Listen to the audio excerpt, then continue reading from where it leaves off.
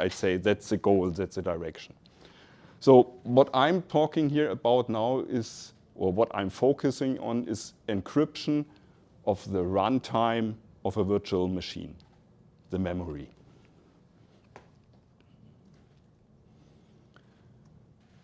So to summarize, confidential computing provides techniques to ensure the data confidentiality, so data does not leak, sensitive data is encrypted, and therefore it stays confidential. It also brings techniques to guarantee data integrity, that the data you are using is not modified by the hypervisor in a way that you cannot detect. And the same holds actually for the code, for the binaries you are executing inside of your virtual machines. Confidential computing makes claims about the integrity of that code, so that you're actually running the OpenBSD kernel and not something different.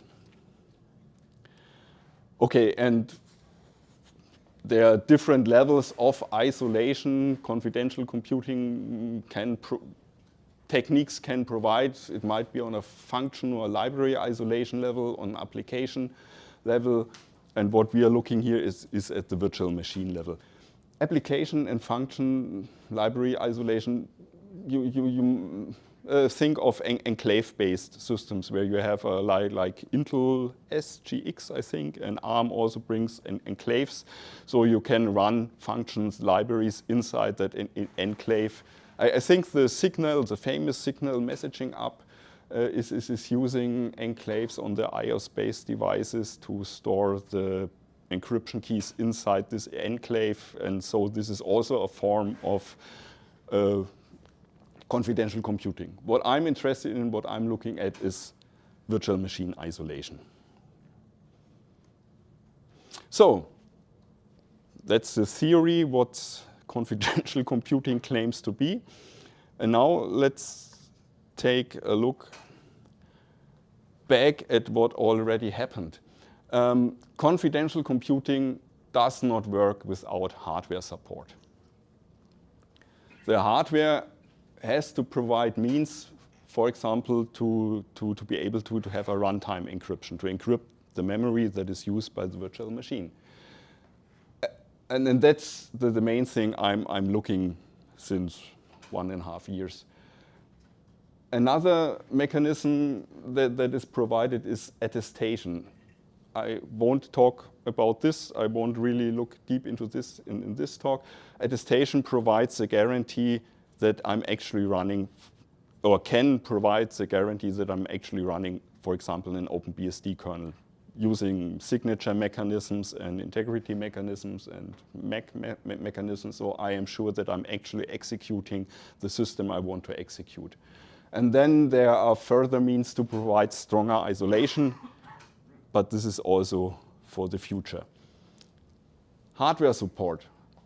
What I'm looking at is actually the AMD CPUs, Zen, whatever. I'm not very savvy with all these names, but with the new AMD CPUs, they provide a feature set of techniques that provide support for confidential computing.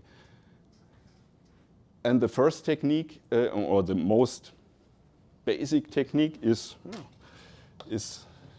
I'd say secure. The S is always for secure. Everything has to be secure. So it's called secure encrypted virtualization.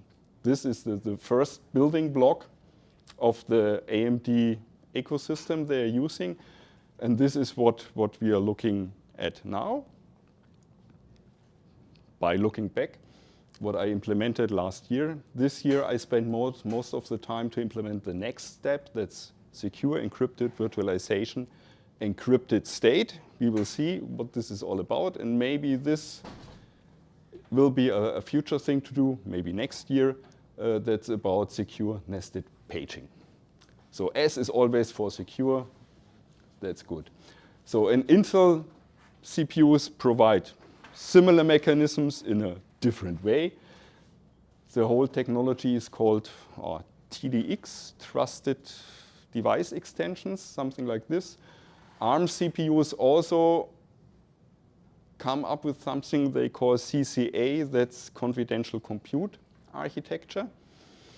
And why am I looking at AMD and not Intel? The main reason is I have AMD machines and the specification of AMD is like this and the Intel specification is like that. So it's just a matter of complexity and starting with the simple things. So it looked to me good to look at AMD. So how does this secure encrypted virtualization work? We have this picture here. We have the hypervisor and we have the VMs. And the one VM is encrypted with a blue key. And the other VM is encrypted with a red key. So only these VMs can see their own memory. The hypervisor can see neither of the memory used by the it can see, but it only sees the ciphertext. And the virtual machines only can see their individual memory image. What AMD did, this is a huge simplified schematic of a modern CPU. You have your SoC, and on the SoC you have cores that are the actual CPUs. And at one, on the edge to the outside world, you have a memory controller, and in the outside world on your main board you have the DRAM. And the cores access the memory controller, or talk to the memory controller to access the DRAM. So, and what AMD did, they added another component to the SoC, the so-called PSP, the Platform Security Processor. It's actually a small ARM 5 CPU, I think, that is running a little operating system on its own. And the PSP is configuring the memory controller. It has access to the memory controller, and the memory controller got augmented with an AES engine. So there's an encryption, decryption engine inside the memory controller, and the memory controller can, in hardware, at almost line speed, encrypt and decrypt memory accesses. And what the PSP provides is not only the configuration of the memory controller, but also key management.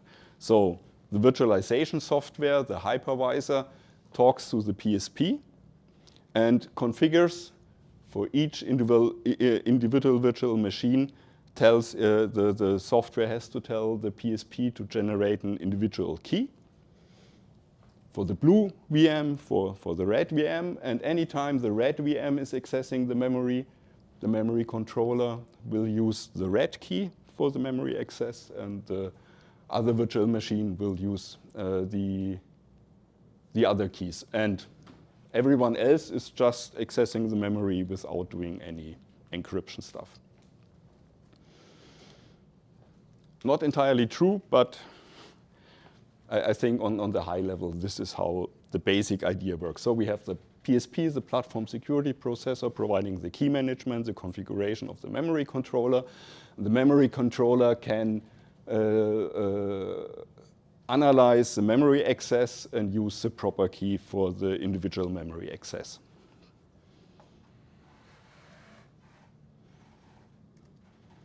So my goals, or to get this started, I decided I want to do it. I want to implement AMD SEV support for OpenBSD, starting with SEV itself. And what I had to do is to implement a driver, PSP4, to talk so that the virtualization software can talk to the platform controller and kick off all these things, generate a key, configure the VM to use encryption and stuff like this. What the PSP also does is attestation, but this is something, I have a minimal version of attestation working, but I don't, right now I'm not talking about this, I'm not really talking about this. It's sort of working, but in the future we will need it, but right now it's out of my scope. Then on OpenBSD, VMD is the virtual machine daemon. That's a userland daemon that is doing all the management for virtual machines, for creating virtual machine, starting, destroying virtual machine, and the VMD talks to the PSP to configure these virtual machines to use encryption. And the VMD also does the hardware emulation. OpenBSD host only supports the bare minimum of the PC platform with respect to hardware, so the timer chip, the interrupt controller, the clock chip, serial console chip, so that's only a handful of basic PC platform devices. Everything else is virt.io. So there's no emulation of a USB controller or something like this. They're just using plain virt.io to make things simple. And all this is done, implemented in VMD. VMD is using privilege separation to separate all these different subsystems from each other to mitigate bugs, exploits, etc. The kernel side is VMM, the virtual machine monitor. That's the part in the kernel that does the actual switching from host to the guest to the virtual machine and stuff like this. And I implemented this all for the generic kernel because my goal was I don't want to have a separate kernel to be running as a guest and a separate kernel to be running as a host. So I implemented everything in the generic kernel. And the kernel figures out, am I a host? Am I a guest? If I'm a guest with SEV enabled, I have to do some special things. We will take a look at this in a moment. So what's accomplished right now is the support for SEV. This is, I think, with OpenBSD 7.6 since October last year. SEV ES is the next step that we will see in a bit, and in the future there will be also support for SEV, SSMP for the secure nested paging. But yeah, and another goal I of course have, I want to be sort of compatible with Linux KVM, so I want to be able to run an OpenBSD guest on Linux KVM with SEV ES enabled. And this actually works. So I don't want to deliberately break compatibility. Incompatibilities is bugs introduced by me, not by design. So how does the guest side actually work with SEV? The fundamental idea is that the guest VM has full control of what gets encrypted and what not. And this is accomplished by modifying the page table entries in the page table that is managing the memory mapping of the guest kernel.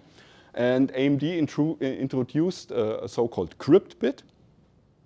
There are some bits not used in the PTE. Yeah, actually, they repurposed some bits in the PTE, in the page table entry, and one of these bits is now representing the crypt bit. And with this bit, the guest can decide if the page that is mapped shall be encrypted or not. If the crypt bit is set, the data is always encrypted. All memory accesses go through the encryption-decryption engine, and DRAM only sees ciphertext. If the bit is clear, data is not encrypted, and DRAM sees the plaintext. This means this data can be shared with the outside world, with the world outside of the virtual machine, meaning the hypervisor. Why do we need this? As I said before, I'm mainly using virt.io for device I/O, and at some point when I want to write a block to the disk, the hypervisor has to see this data block. The hypervisor has to parse the virt.io protocol written inside this command block of the virt.io protocol. So the VMD has to see the plain text of this communication. So it can do the virt.io work.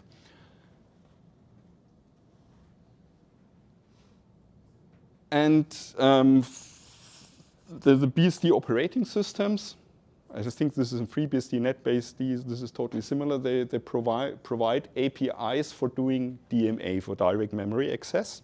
That's the bus DMA API. And BusDMA provides mechanisms to use bounce buffers. First time I saw this was in the 90s when you had a PC with ISA hardware cards, and the ISA bus was only able to address the low 16 megabyte of physical memory. And if you had more physical memory in your machine, stunning 64 megabyte or something like this, the BSDMA API, BSDMA inner workings had to use bounce buffers. When you're actually using high memory, you had to copy it down into the low memory, so the hardware can access the low memory. And I'm using exactly that same mechanism. The actual data, the actual commands or command and data blocks for Virtual.io are all built in encrypted memory that is not shareable with a hypervisor. But at the right time, the data is copied to our bounce buffer, and this bounce buffer is mapped without encryption. This bounce buffer is mapped in plain text, and this bounce buffer is then visible to VMD, and so VMD can do the Virtual.io. On the way back, when data goes into the virtual machine, it first goes to a bounce buffer, is copied to encrypted memory, and then can be used by the virtual machine. Performance, awesome. You're copying back and forth stuff, so there's room for improvement. Let's take a short look at how this, at the big picture. Up there, we have the guest executing some code. And when the guest is accessing, no mouse pointer, okay. So, and when the guest is accessing some virtual address, this virtual address is translated to a guest physical address using the guest page tables, these red ones. These are the guest page tables. They are also encrypted in memory. They are only visible to the guest and not visible to the host. The virtual address gets translated to a guest physical address. And with nested paging, this guest physical address is sent through the nested page table, the gray one. And the nested page table is controlled by the host. And the guest physical address is then translated to an actual physical address that is mapped to DRAM in the end. The important thing is that the crypt bit, this is this small red box, the state of the crypt bit is derived from the guest page table walk and is forwarded to the resulting host physical address. And the host physical address, that's what I said earlier, there are some bits repurposed. The highest address bit of the physical address, the upper 12 bits of the physical address are not used at the current point. So the topmost physical address bit is 51, 52, depends on how you count. And that uppermost bit is reflecting the state of the crypt bit. In that particular example, the crypt bit is set, so this bit gets set in the physical address. So the actual physical address, the lower part is the actual physical address, but the upper part is augmented with the crypt bit. And at the same time, virtual machines are identified by a so-called ASID, address space identifier, and that identifier gets also patched into the physical address. So the address gets modified. And this modified physical address shows up at the memory controller. The memory controller then sees, okay, we need to use encryption. The ASID is this. And according the PSP provided a configuration, a table with keys, so the memory controller knows for this address I have to use that key, and then he kicks out these bits again and does the actual physical memory access. And this goes through the encryption engine.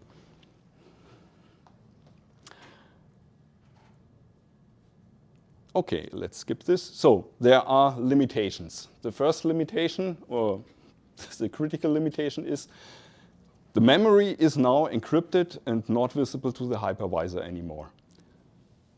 However, the state of the CPU, of the virtual CPU, is still fully visible to the hypervisor. We will see the details in a moment. And this includes the extended floating point unit state. And as you might know, when you're using AES and I, the hardware instructions for doing AES, these are implemented within the FPU. So the hypervisor is still able to see actually AES keys in the FPU.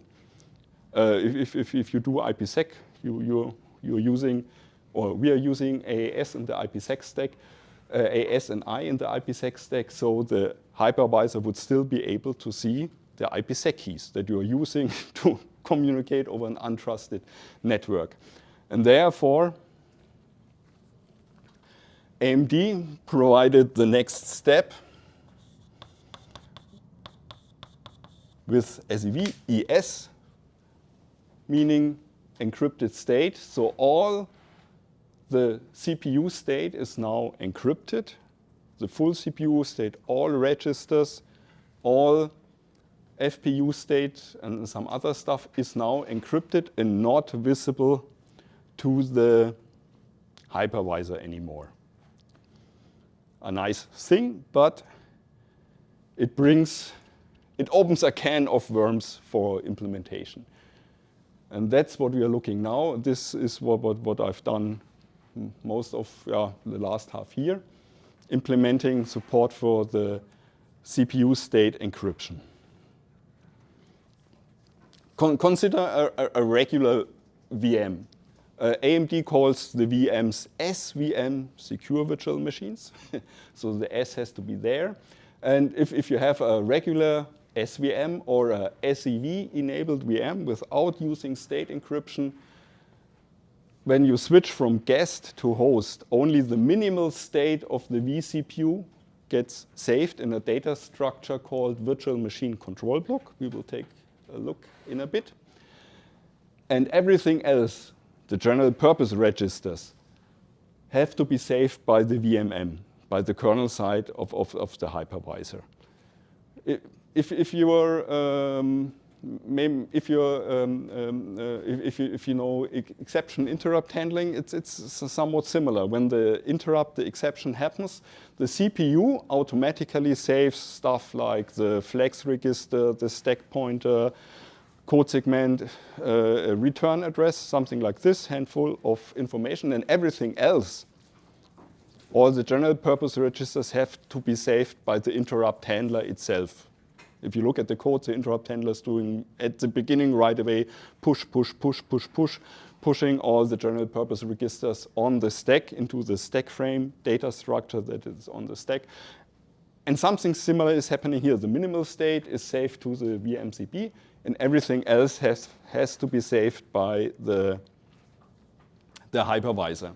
Now, with SEV-ES enabled, this completely changed. Now the full vCPU state, including the FPU state, is saved to a new data structure called virtual machine safe area, and that one gets stored into DRAM and is fully encrypted. So the vCPU state is not visible to the hypervisor anymore because it's encrypted. The hypervisor can only see the ciphertext.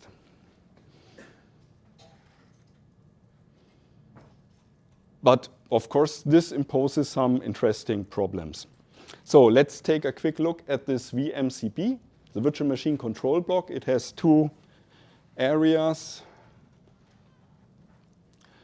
The so-called control area, there is a bit fields to configure actually events that cause the guest to exit and switch back to the hypervisor. For example, the CPU ID instruction can be intercepted. CPU ID instruction provides information about the CPU, and this is one of the first things that the kernel is doing. When the kernel is booting, it calls CPU ID to figure out, am I an Intel CPU, am I an AMD CPU, what feature sets do I have, and whatnot. This is all happening with the CPU ID instruction. And the hypervisor needs to control this because maybe only a subset of the actual feature set can be virtualized. Therefore, CPU ID usually gets intercepted, and this is controlled, and this is configured in the control block. The control block in the control area. The control area also provides exit infos. When the guest exit, it provides the information the guest executed in CPU ID instruction. Therefore, we exit. You have to do something. And then the VMCP has a so-called safe area, and there is some of the minimal CPU state saved saved in this area. Some hidden states, the segment registers, but not the full register. General purpose registers are not saved there. Only the minimal VPU state. vCPU state, difficult word. So, and there are instructions VM save and VM load that are used by the hypervisor to store and load the state to and from the virtual machine control block. Everything else is stored in OpenBSD. In VMM, it's called the vCPU, or it's just struct vCPU. And this data structure includes the full FPU state. All the GPRs, general purpose registers, are pointed to the VMCP. Other information like a virtualized clock, stuff like this. This is all what you need when you implement the virtual machine. This is all the state you need to know somehow. And in this data structure, for example, the FPU and the general purpose registers are saved. And this is maintained by VMM. And this is all software designed. Now, with encrypted state enabled, the control block, VM control block, is a little bit modified. The safe area is not used anymore. But the hypervisor has to provide additional memory and to provide the physical address of that memory is provided in the VMCP. And then when the VM exits, when the guest exits, all the full vCPU state gets stored in that area, and that area is encrypted. It ends up in DRAM, and going to DRAM means it is encrypted. So all the state is there, all the GPRs, all the FPU, all the AES and I keys are there encrypted, not visible to the hypervisor anymore. Yeah. Yeah, let's skip this and let's take a look. So what is happening with a regular VM? There's no SEVES at play. And the VM is executing a CPU ID instruction. The guest exits, the CPU switches from guest mode to back to host mode, saves the minimal state in the VMCP, and indicates with the exit code or CPU ID that is also stored in the VMCP that the guest was executing or is or wants to execute a CPU ID instruction. CPU ID actually uses the A register to specify a CPU ID function, a set of information it wants to query. This is specified in the A register, EAX, and the response is stored in the registers A, B, C, and D, depending on the actual function call. But these are the 4 registers that are used here. So when the hypervisor is entered, the hypervisor saves all the registers in the vCPU data structure. And then it can actually depatch what was going on. It sees our CPU ID and handles over to a function that is basically emulating CPU ID. So this function is looking at the vCPU state. What was the value of the A register? The guest wants to query this particular function. So compute the result and store the result in the vCPU data structure in the registers A, B, C, D. And then when going back to the guest, the code for entering the guest reads the vCPU state, pushes back all the registers, loads back all the registers into the CPU, and then enters the guest behind the actual CPU ID instructions. The monitor also adjusts the instruction pointer to point behind the CPU ID instruction. And from the guest point of view, the CPU ID, it looks like as if the CPU ID instruction has been executed, but it hadn't. Instead, the guest was exited, control handed over to the VMM. VMM computed the result and augmented and adjusted the register to reflect the result. So, and now with the encrypted state, this does not work anymore because we cannot see the registers. So how is this supposed to work? Let's take a look at this. When the guest has to exit, for example, when the guest is executing a CPU ID instruction, then the guest is not exited, but the CPU is generating an exception, the VC, virtual control exception, and sends this to the guest. And the exception handler within the guest, we are not yet, we are still in the guest. We want to do CPU ID. We are getting, instead of executing CPU ID, we get an exception. The exception handler has to somewhat dispatch, figure out, we want to do CPU ID, and now I have to call the hypervisor and tell the hypervisor I want to do CPU ID. And for this, we are using a so-called guest-host communication block, GHCB. That's very difficult for me to say, GHCB. And this is a page shared with the hypervisor. It's not encrypted. The guest decides this page is plain text, and this page is to be used for communication with the hypervisor. And there, for example, the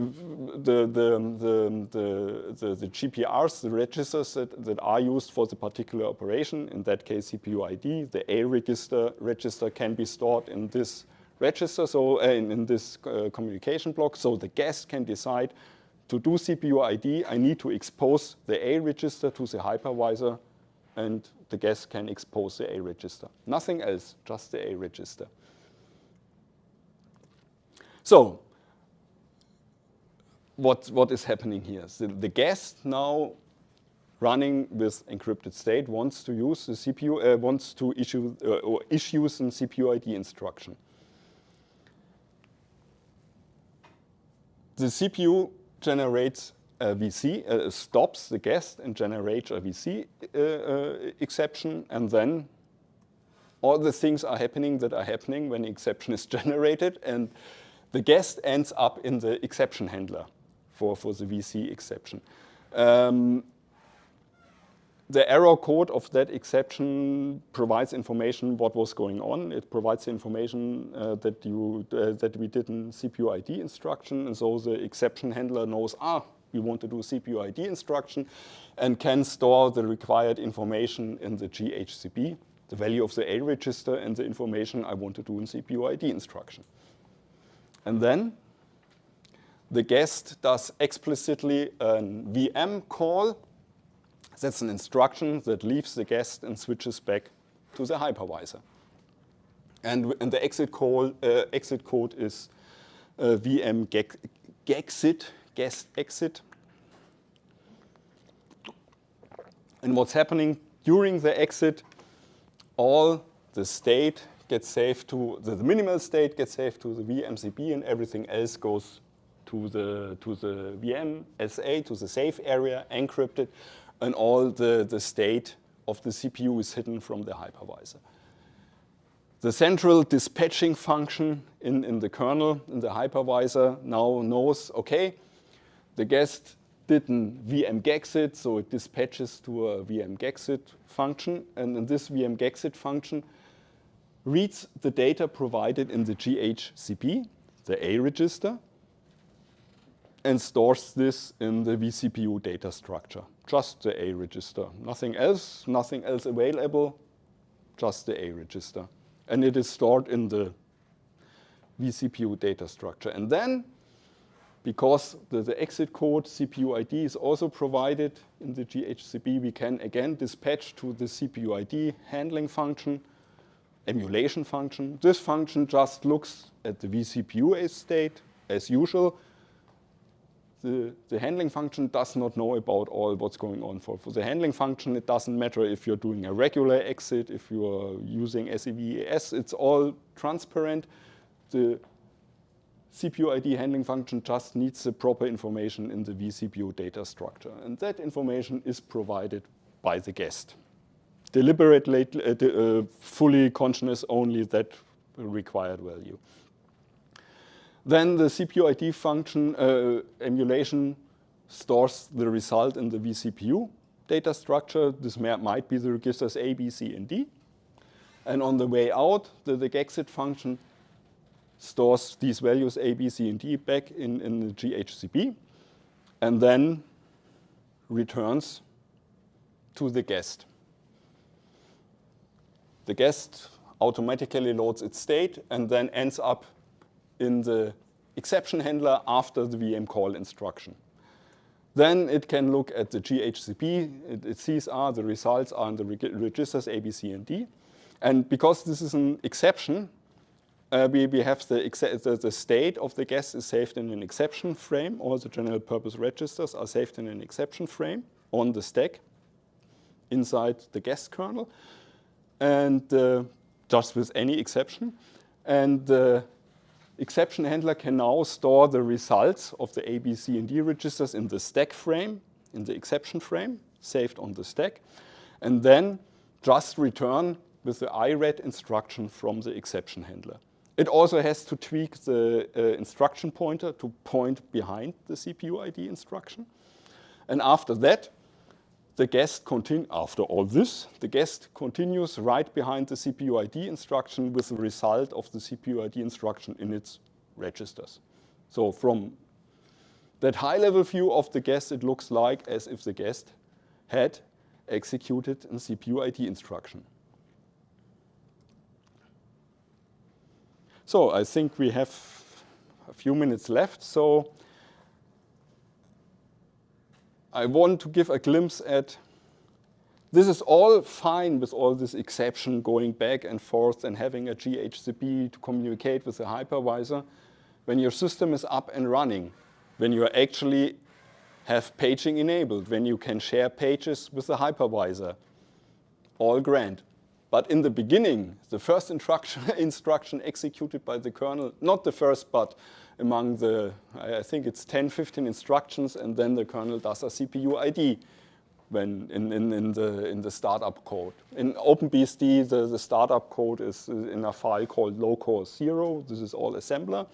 And one of the first things it does is CPU ID. It wants to figure out, am I running on Intel, AMD, and whatever. So the guest does not know that he is a guest, or the guest might be a host. He does not know this. So we are not enlightened yet. We don't know anything, and we are a plain generic kernel. How to deal with that situation? If we do CPU ID, we will raise, if we are running on a hypervisor with SEVES, with encrypted state enable, this will raise an exception. If not, it won't. So the hack I did is to, before issuing the first CPU ID instruction, I always set up in the generic kernel a VC exception handler. If we are running on hardware, if we are running as a guest, but not with SEVES enabled, nothing will happen. We will issue the CPU ID instruction, the instruction will proceed as usual, and nothing will happen. We get the results, and all is fine. However, if SEVES enabled, we will raise that exception and end up in the exception handler, in an exception handler, because it's a very stripped down and simplified version, because in the beginning, we don't have paging enabled. We are running without paging. We cannot, and the central, or the core mechanism to share pages between hypervisor and guest is using paging by setting the crypt bit or clearing the crypt bit. But we are not running with paging at all. So we cannot use this. So we cannot configure a GHCP. We cannot use this to communicate with the hypervisor.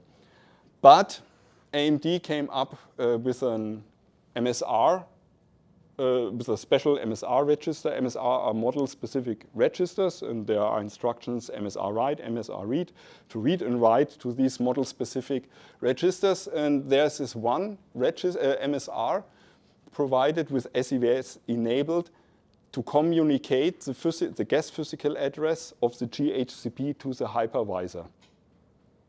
This is something I skipped before, but the guest can tell the hypervisor, listen, at this address I have configured this GHCP, and you can look at this address to look into the GHCP. And this is usually working on page granularity, so the lower 12 bits of the address are 0, because it has to be page aligned. Lower bits, 12 bits have to be 0. So the hack is, if these lower 12 bits are not 0, then this indicates to the hypervisor the guest wants to tell us something. It doesn't want to tell us the address of the GHCP. It wants to do something else. So they came up with a protocol where you can encode requests in the lower 12 bits. And you can, for example, indicate that I want to do actually a CPU ID instruction. So what this stripped down exception handler basically does, it encodes the request for CPU ID, uses write MSR to send this to the hypervisor, and then it does a VM call and VM exit to leave the guest. And on the hypervisor side, VMN can decode this. Because of this structure, lower 12-bit use, it knows, okay, it's not the page, it's the MSR protocol. He wants to tell us something, the guest.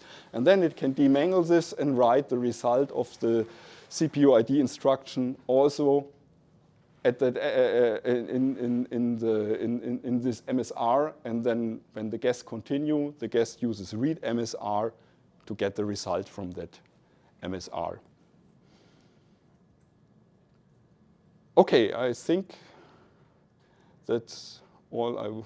I have something more, but I think let's come to the conclusion. So what do we have? The next step is sort of done. SEVS is working with OpenBSD current. Parts of it is already committed. So the whole diff is on the tech mailing list. And selected pieces of it are going slowly into the main tree, and half of it, I think, is already committed. So what are the next goals? When all this, when this second step is sort of finished, of course it will never be finished. But if that second step is finished, I consider to work on SNP, so this next level that provides special mechanisms for data integrity. Right now, we only talked about data encryption, confidentiality, and SNP will provide mechanisms, extended mechanisms for integrity. And this is something I'm already working on, and I have OpenBSD running on a Linux KVM host that can use SNP. But the host side, the hypervisor side for OpenBSD is not done yet. But this is the hottest topic for the next month, I think. Then, of course, performance is a big, I've talked about these bounce buffers. You have all seen this back and forth for just one instruction going exception, monitor, exception. Also, there has to be done something. Then something I not really have talked about is all this attestation stuff. Do I actually know that I'm actually running the OpenBSD kernel on an AMD CPU or not on an emulator that is posing to be an AMD CPU? So attestation, this is important. Then there's plenty of security issues. If you Google for AMD, SEV, CVE, you will find a long list. So then it would be nice to also to have a Linux guest on an OpenBSD host with SEVES enabled, because in the end we want to build a cloud based on OpenBSD. So therefore we have to be able to run Linux, I guess. Yeah, and whatnot. So thanks for your attention. Thanks to the streaming team for making this all work. And questions. I think we have few minutes for questions if you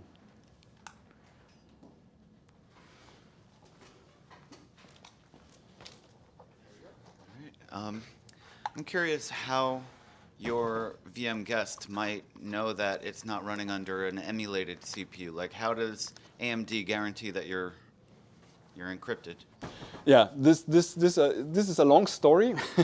The main idea is that this PSP, the platform security processor, has secret keys and has certificates that chain these or link these secret keys to public CA certificates, to CA certificates published by AMD.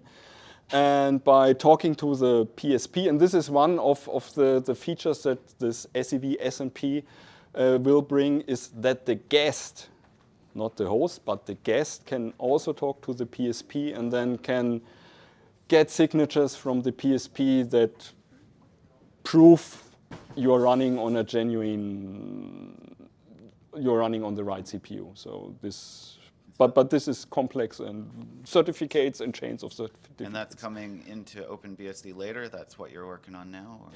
Or? In the end, we will need it. We will need all the complete feature set and all this attestation stuff is something that I put aside right now. But with S&P, I want to attack this, and I will have to attack this. So, but it might take some more time. Okay, if there are no further questions, I want to thank you again and see you soon.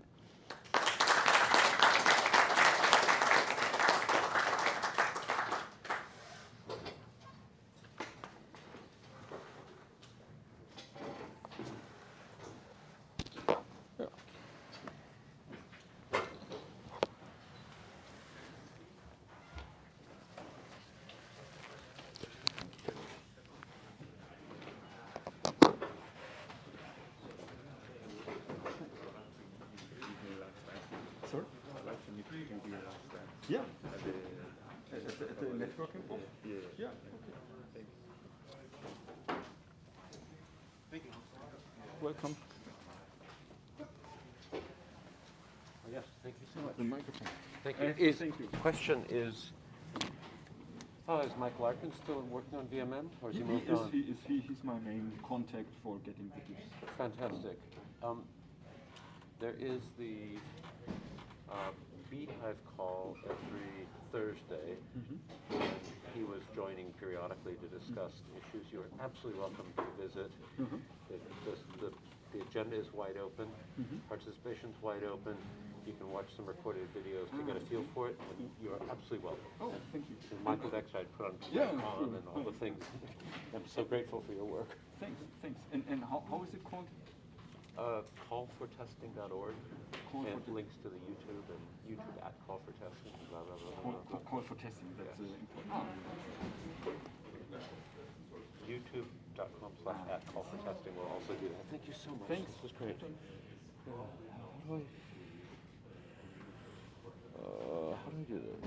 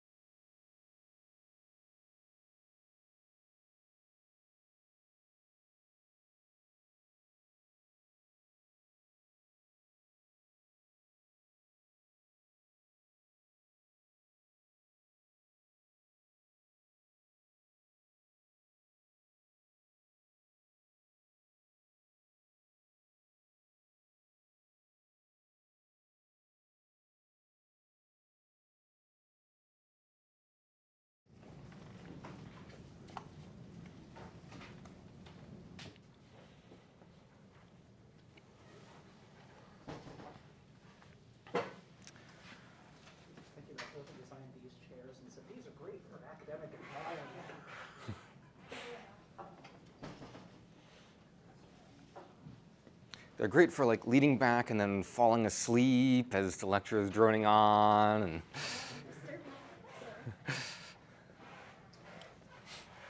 or just going all peppermint patty and getting your hair caught in the person behind you.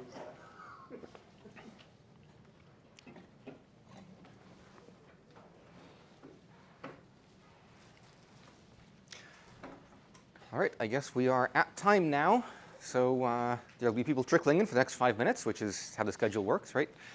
My name is Taylor Campbell. I work on NetBSD. The slides, if anyone wants to follow along, are at this URL, at this QR code. This is not a code-heavy talk. Sometimes my talks are code-heavy, and people might like to browse through. But you're welcome to follow along at your own pace with your own copy of the slides. So on my laptop one day, I was just doing some NetBSD development, and I ran git status. And I thought, that's interesting. I don't remember deleting any files under GDB. I'm not doing any GDB development. Wait a minute. I haven't added any files either. And this is a very interesting file name. There's this directory external under NetBSD source tree for all the third-party software that we ship along with NetBSD, like GDB or GCC or libfido or any of various other things. That's a very interesting path name there. If you look at the difference between these two paths, the one that get things was deleted and the one thing get things was added, and you look at the octal representation of them, ooh, I caught a single bit error in the act with Git, luckily in a place where I can detect it. I know what's going on. This is very lucky for me. But then I have to wonder, how many others did I not detect? Where else are there? Did I commit something into the tree that has some bit errors in it? Oof. Well, on this laptop, this very laptop that I'm using right here to present this talk, is about 3 years ago now. I had been catching a bunch of ZFS bugs, and so I'd filed some PRs with NetBSD to, these might be local bugs in our version of ZFS that I might have made a mistake with it, and so I filed these bugs as weird symptoms. I could not figure them out. This crash and SA handle destroy and ZFS active. This is not like in a NetBSD specific part of it. This is and maybe we could have made a mistake with this, but and then another one in this red black tree code that has been working reliably for everyone for years. Like, how could this code have a bug? And in this arc decompressing, like, did we get a buggy zlib in our kernel somehow? And it's all sorts of PRs and. So I ran ZFS scrub. Did I screw something up and like is the kernel broken on this disk? Is the whatever? I ran some BIOS diagnostics for multiple days with the built-in Lenovo diagnostics in this ThinkPad, and finally narrowed it down to one of my two 32 gig DIMMs in this laptop. It takes a while to run these memory tests on a 32 gig DIMM. My laptop was out of commission for a few days as I was doing the science on it to figure out which one is busted. And then I submitted an RMA to Corsair, the RAM maker, and they received a replacement for both DIMMs within a week, and it was great.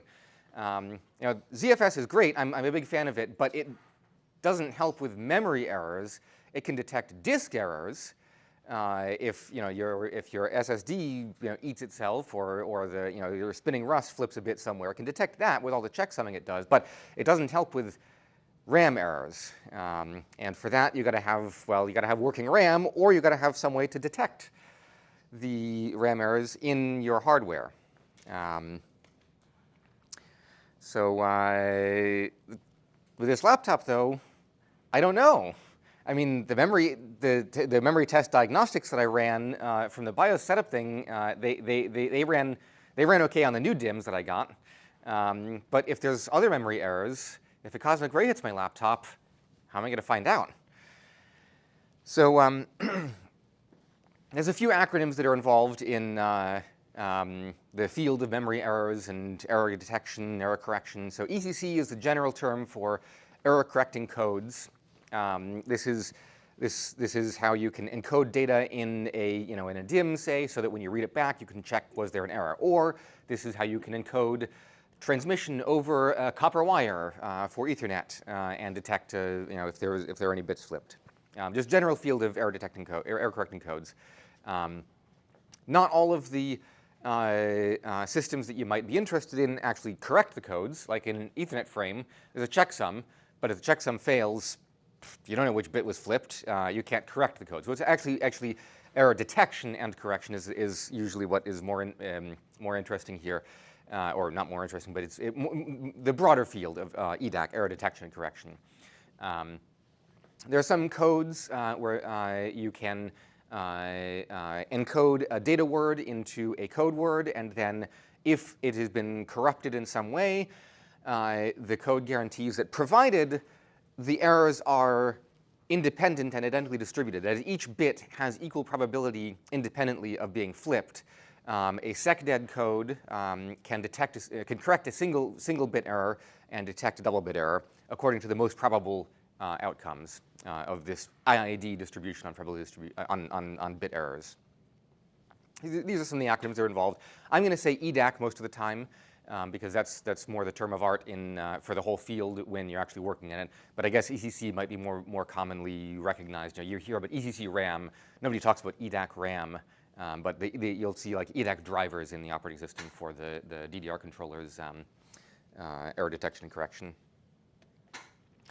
So a typical simple example of an error detection code is where you take a bunch of a data word that's n bits, maybe 8 bits or 64 bits, and you compute the parity. You just XOR all of the bits together. And then append the result to the data word to form a code word, which is a 65-bit or 9-bit word. And then you send that over copper wire or something, and the receiver can then recompute the parity bit. And if it matches, then it assumes, well, this is probably good. And if it doesn't match, then it determines, OK, this was probably a bit was flipped. Of course, if multiple bits are flipped, then all bets are off.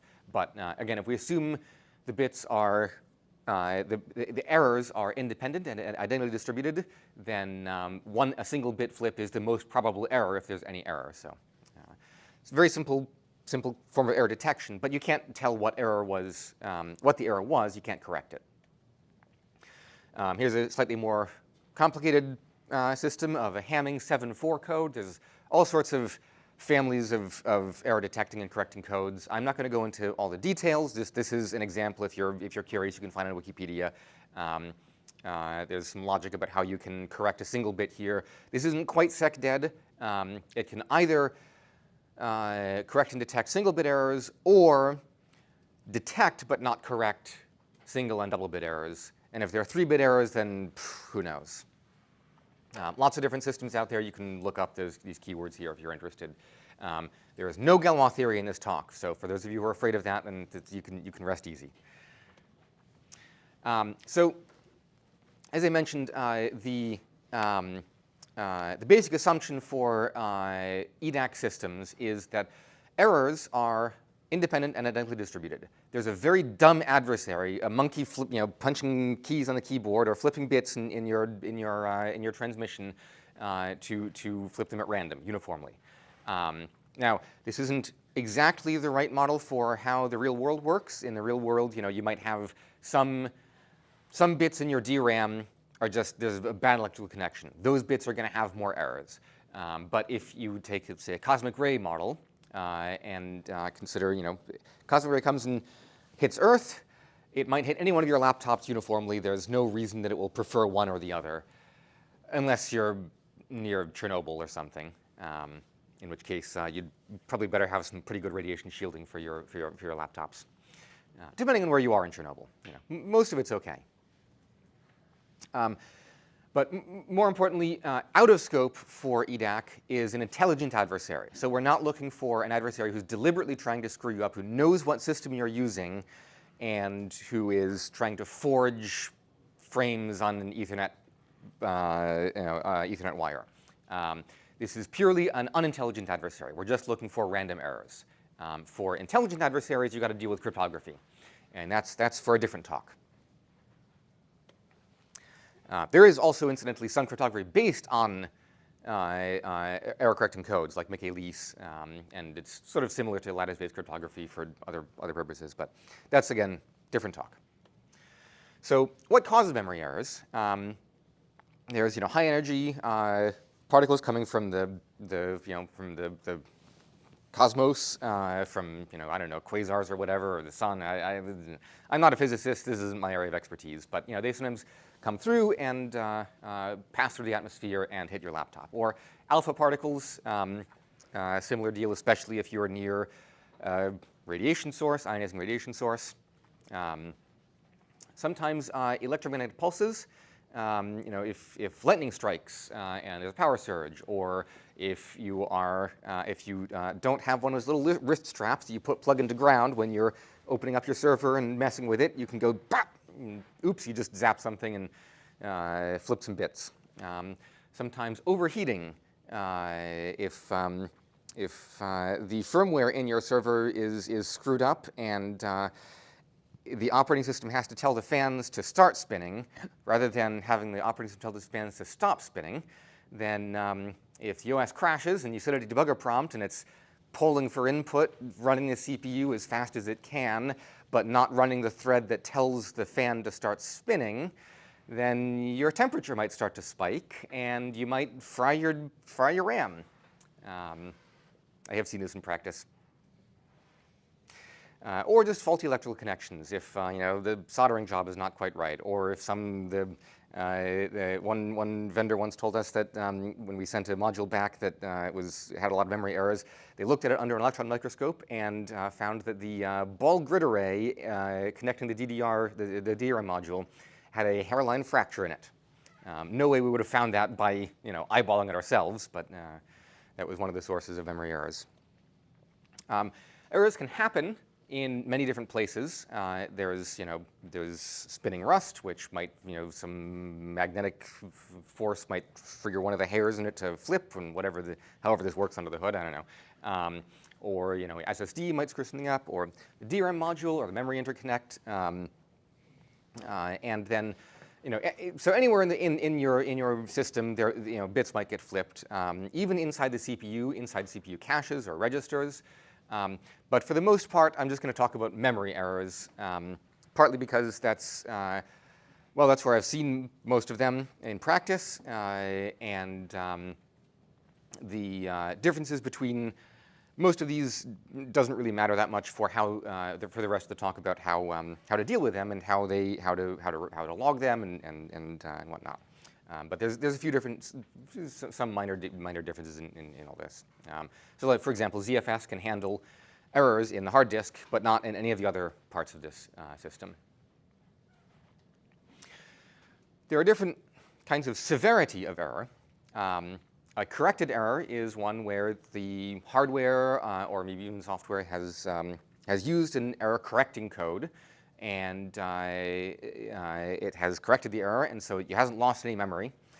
But it might be interesting to know about, because if you have a bad DRAM module and it keeps having errors in the same place, even if you can correct them, that might be a sign that it is time to replace that DRAM module. Or that might be a sign that your the fan firmware is screwed up and you need to find a different version of the system so that it will fail safe and not fail in the flaming inferno.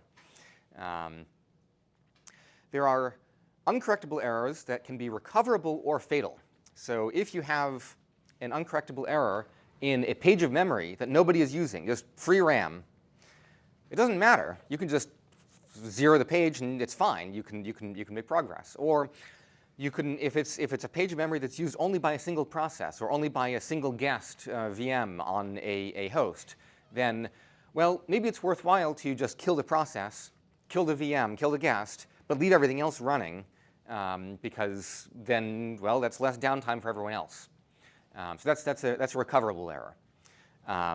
If you can identify exactly where the error happened and to be confident that it hasn't spread anywhere else. So some CPU architectures will provide guarantees about this, that if they report an error, they will say, well, we know that it is not propagated to any CPU register. It hasn't propagated to CPU cache or anything.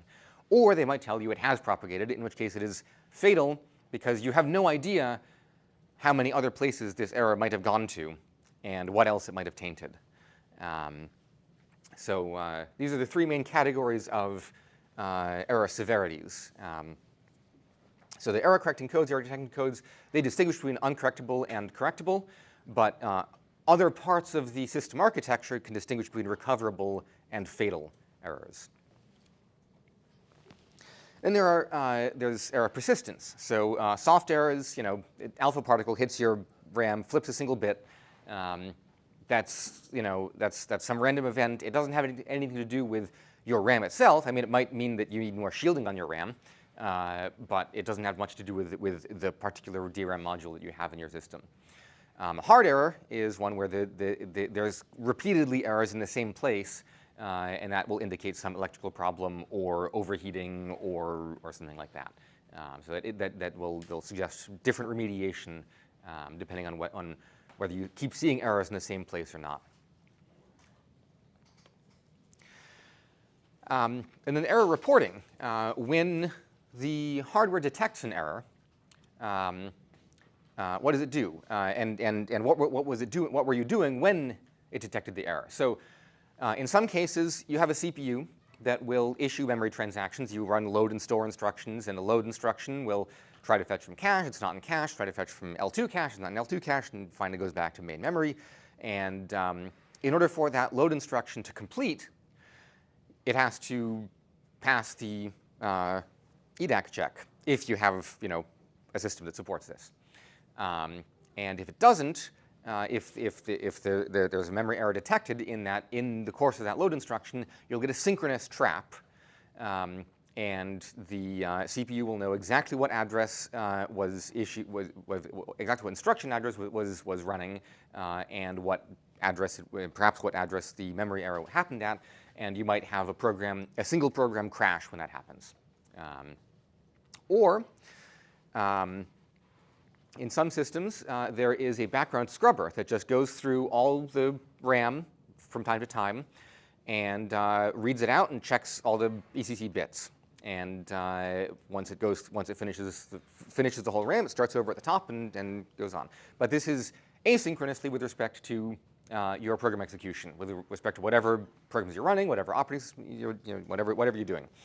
In that case, or in other cases where, let's say you're sending a packet out on a network, and so you program a DMA controller to copy the memory out to the NIC. And that will happen asynchronously with respect to your operating system running, whether your program is running. And so in these cases, the scrubber or the DMA engine or something else going on in the system, you might get an asynchronous NMI. Or maybe not even NMI. Maybe it's an asynchronous notification that there was memory error, but it doesn't have to do with any particular program. The programs keep running. You might not need to know, oh, this buffer that you were trying to do DMA on, that DMA can't complete. There's an error in it, so you'll get an asynchronous notification. So you might get high priority interrupts, NMIs or something, or you might get synchronous traps, like in ARM systems, a synchronous data abort, an S error, or you might get purely asynchronous notification at low priority, doesn't have to stop any programs running, and an operating system supporting all of this needs to handle all of these different paths in order to usefully report and log errors, because you want to know about the errors when you're trying to diagnose why your system is getting flaky, or make sure you handle it before your system gets flaky. So how do you know when you get a memory error? How do you log this? How do you find this in logs? Preferably not the way I did when I was trying to do some development. Preferably with a message in, say, dmessage or some other logging system that shows you this was a memory error. It was correctable. It was corrected, in fact, and Well, this one doesn't tell me where it happened, but there's some information that's provided from the system firmware. This is from APEI, the ACPI platform error interface, and this is real output from NetBSD displaying an injected error, a simulated error. So how does this get from your hardware to the operating system?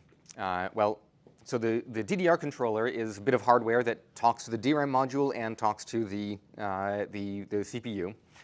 And the DDR controller is often some super secret NDA covered device where you cannot download the documentation for the device registers. And even if you are working at a company that partners with a DDR controller maker, then they might, you ask them week after week, can I have documentation for the DDR controller for the registers to tell me the DDAC information? And they say, oh, yeah, we'll get back to you about that. And then 6 months later, they say, oh, so it turns out we do have the documentation. It's just that we had to go through our legal team to confirm that we're allowed to share it with you 6 months later. Very frustrating process. And then the vendor might also tell you, well, we have a scrubber. It's going to go through the RAM all the time, and it's going to correct anything. Because a single bit error, there's low probability of that. The scrubber will detect that before it gets to a double bit error in the same word. A double bit error only matters, it's only uncorrectable if it's in the same word, same 64-bit word, say. And so the vendor might tell you, well, you're never going to see a double bit error, so why do you need to bother logging this stuff? Because it's not going to happen. We had a database of all the double-bit errors that we detected, hundreds of double-bit errors, thousands of single-bit errors on hardware we were doing testing on one place. The vendors, I think, eventually got tired of our reports back of, so we found more errors in the hardware you sent us that you told us we're never going to have these errors. There's been some research on the actual prevalence of memory errors. You can find, here's a citation here, there's some various other research on it, but it's so there's been some research about, so back in the 70s, there were some people discovered that there were enough alpha particles floating around in the world from space or whatever, that as DRAM got smaller and smaller back in the 70s, they actually had to put some shielding on it in order to not have errors all the time. So I think pretty much all DRAM modules have a certain amount of shielding that alpha particles can't penetrate. But more recent research has shown that there's also, these days, or at least 10 years ago, hard errors were more common than soft errors, so manufacturing defects in the DRAM modules, which of course is going to be more difficult as the RAM gets smaller and smaller. The physical size of it gets smaller and smaller, and the number of bits gets bigger and bigger. Now, in order for you to get reporting, the hardware has to actually support it. So there's a lot of DDR controllers out there that will support EDAC, but there's a lot of CPUs and a lot of ECC RAM out there. And so you might go and buy an AMD CPU, and pretty much all AMD CPUs, the big ones anyway, support EDAC. There's just this standard part of the CPU. There's stuff in the silicon to handle it. And you can buy, RAM that has bits for storing error-correcting codes, or EDAC, and you can put the CPU that supports EDAC and the RAM that supports EDAC into a motherboard that just doesn't do anything with all the extra bits you bought. They're just not. The wires aren't connected up. There are some in AMD CPUs. There's some MSRs, model-specific registers, just CPU registers, special CPU registers that will describe the EDAC support, whether the RAM supports it, whether the motherboard supports it, whether anything is using it, and it's kind of annoying to find the documentation for the CPU registers. On some models, it's publicly available. On some models, it's not.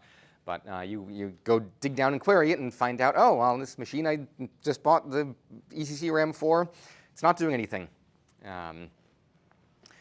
So in order to make sure that you will be alerted when an error happens, you have to dig through to verify that all of the hardware supports it and is actually using it. So so it's not enough to just say, oh, well, I bought a CPU with ECC RAM that supports EDAC and RAM that's ECC RAM, and even necessarily a motherboard that is advertised to support EDAC. You really need to make sure that the system is running. You need to do testing. You need to have some unit tests for this. Well, unit tests, maybe not so much, because sometimes when you do this testing, the machine will reset, and that's not great for running your automatic test bed. If the machine just spontaneously resets in the middle. So how do you test this? Well, one way would be to send a cosmic ray at your RAM. Unfortunately, suns are kind of hard to steer and to aim. They're like this big orb in the sky, and you can't really push it or point it somewhere, and so it's a little bit difficult. You could hold an alpha emitter up to your RAM, and that's, I mean, maybe that works, but it's like there's this incident in 2006 where that really put a damper on the market for polonium-210. It's really hard to find these days. Now, I guess there are other alpha emitters you could use. You could maybe open up a smoke detector and use some americium. There's a little bit in a lot of smoke detectors, and maybe that'll work for this. I haven't tested it.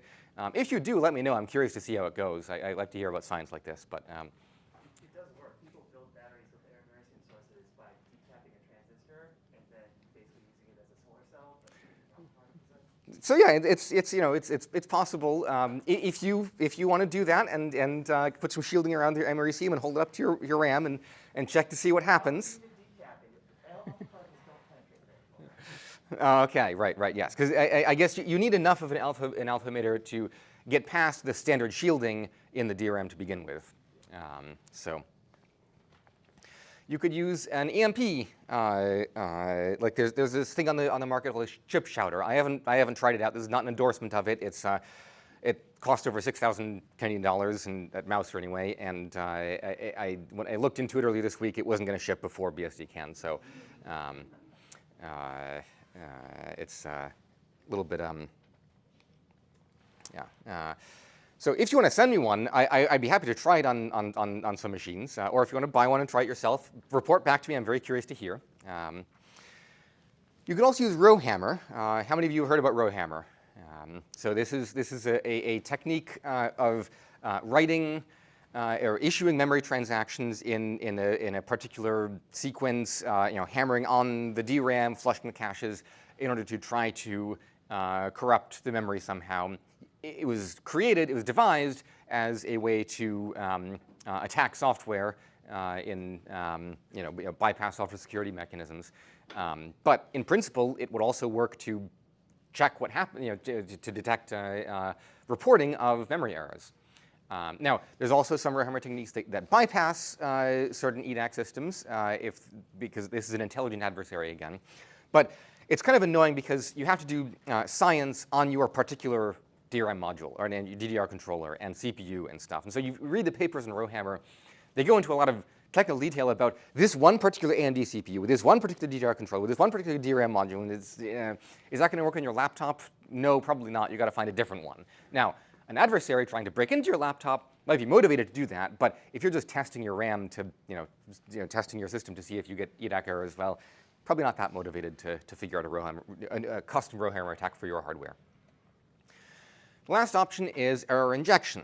And, well, not all the hardware supports it.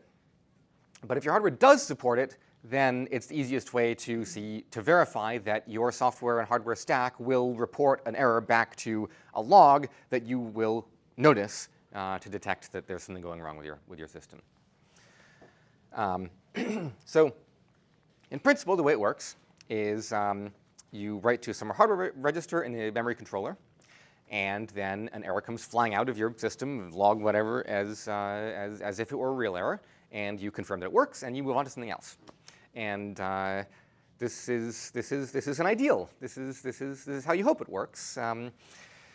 In practice, well, there are some snags. So when you inject an error, often it comes out as it will come out as an error reported in some address some address in memory that gets reported to the operating system. And if the operating system then wants to consider, say, recoverable versus fatal errors, it might try to see what's going on with that page, that address, the page in that address, and then maybe kill a process. Or if the address is in kernel memory, that it is not some process it can just kill, well, maybe it's going to crash. And it's kind of annoying if you're running an automatic test bed, because you don't want your automatic test bed to just have the kernel crash when you're running your unit tests. And in some cases, you don't even have a choice about what address it happens in. It's just the next memory transaction issued by the CPU or anything else in the system will get an error when you enable an error injection. So if it's a parallel multi-core system with I/O happening, then maybe it's some DMA engine is doing DMA into a buffer into your kernel NFS stack, and then bam, gone. The system crashes. It's a little annoying. And then sometimes what I found is when I tried to inject a correctable error just to see, this should be harmless, right? Injecting correctable error, I just want to see a log message, verify that I push the button and a log message comes flying out. But if you inject a single bit error in the right or the wrong places, it might turn out to actually corrupt the memory. It's as if you just flipped a bit yourself in that memory and then triggered the logging process. So a workaround that I found for the hardware that did this was to inject an error in the parity bits rather than the data bits. Somehow, the designers of the system decided that, well, yep, so if you inject an error, then it's just going to flip the bit. And so if that's in the data bits, then it actually corrupts your memory. But if it's in the parity bits, then the DDR controller will say, oh, there must have been a single bit error here. Let me correct the error, and then put it back to what it should be. That was a frustrating debugging session. And then sometimes we'd inject an error, a double bit error, uncorrectable error, just to make sure that when the system crashes, it leaves a log message in console message saying this was a memory error, not just spontaneous reset. And it just stopped responding. And so I said, okay, that's interesting. Let me try reset, and reset over the ILO, and no, that doesn't work. Okay, let me try logging into the thing and doing a remote shutdown, remote power up. Silence. Machine doesn't come back. I had to go across into the lab, across town into the lab, and unplug both redundant power supplies and plug them back in before the machine came back. Somehow, injecting the double bit error into the system caused some persistent fault in some firmware, some part of this elaborate firmware stack that prevented it from even booting again when doing a cold shutdown and reboot. Had to actually remove the physical power supply. I mean, I could have rigged it up to a remote controlled power switch rather than the ILO power supply, but I didn't have that at the time for this machine because why would you need that? You can remotely shut down and power up with ILO, right? So I mentioned that there's a lot of DDR controllers with super secret, vendor secret, NDA covered documentation, and it's annoying when you run into those. But fortunately, on most big server class hardware these days, with x86 and ARM at least, if there is support for reporting errors, memory errors, then it is exposed through a standard interface called APEI, which is a gigantic extended TLA soup consisting of the BERT, the HAST, the ENG, the ERST, the boot error record table, hardware error source table, error injection table, and error record serialization table.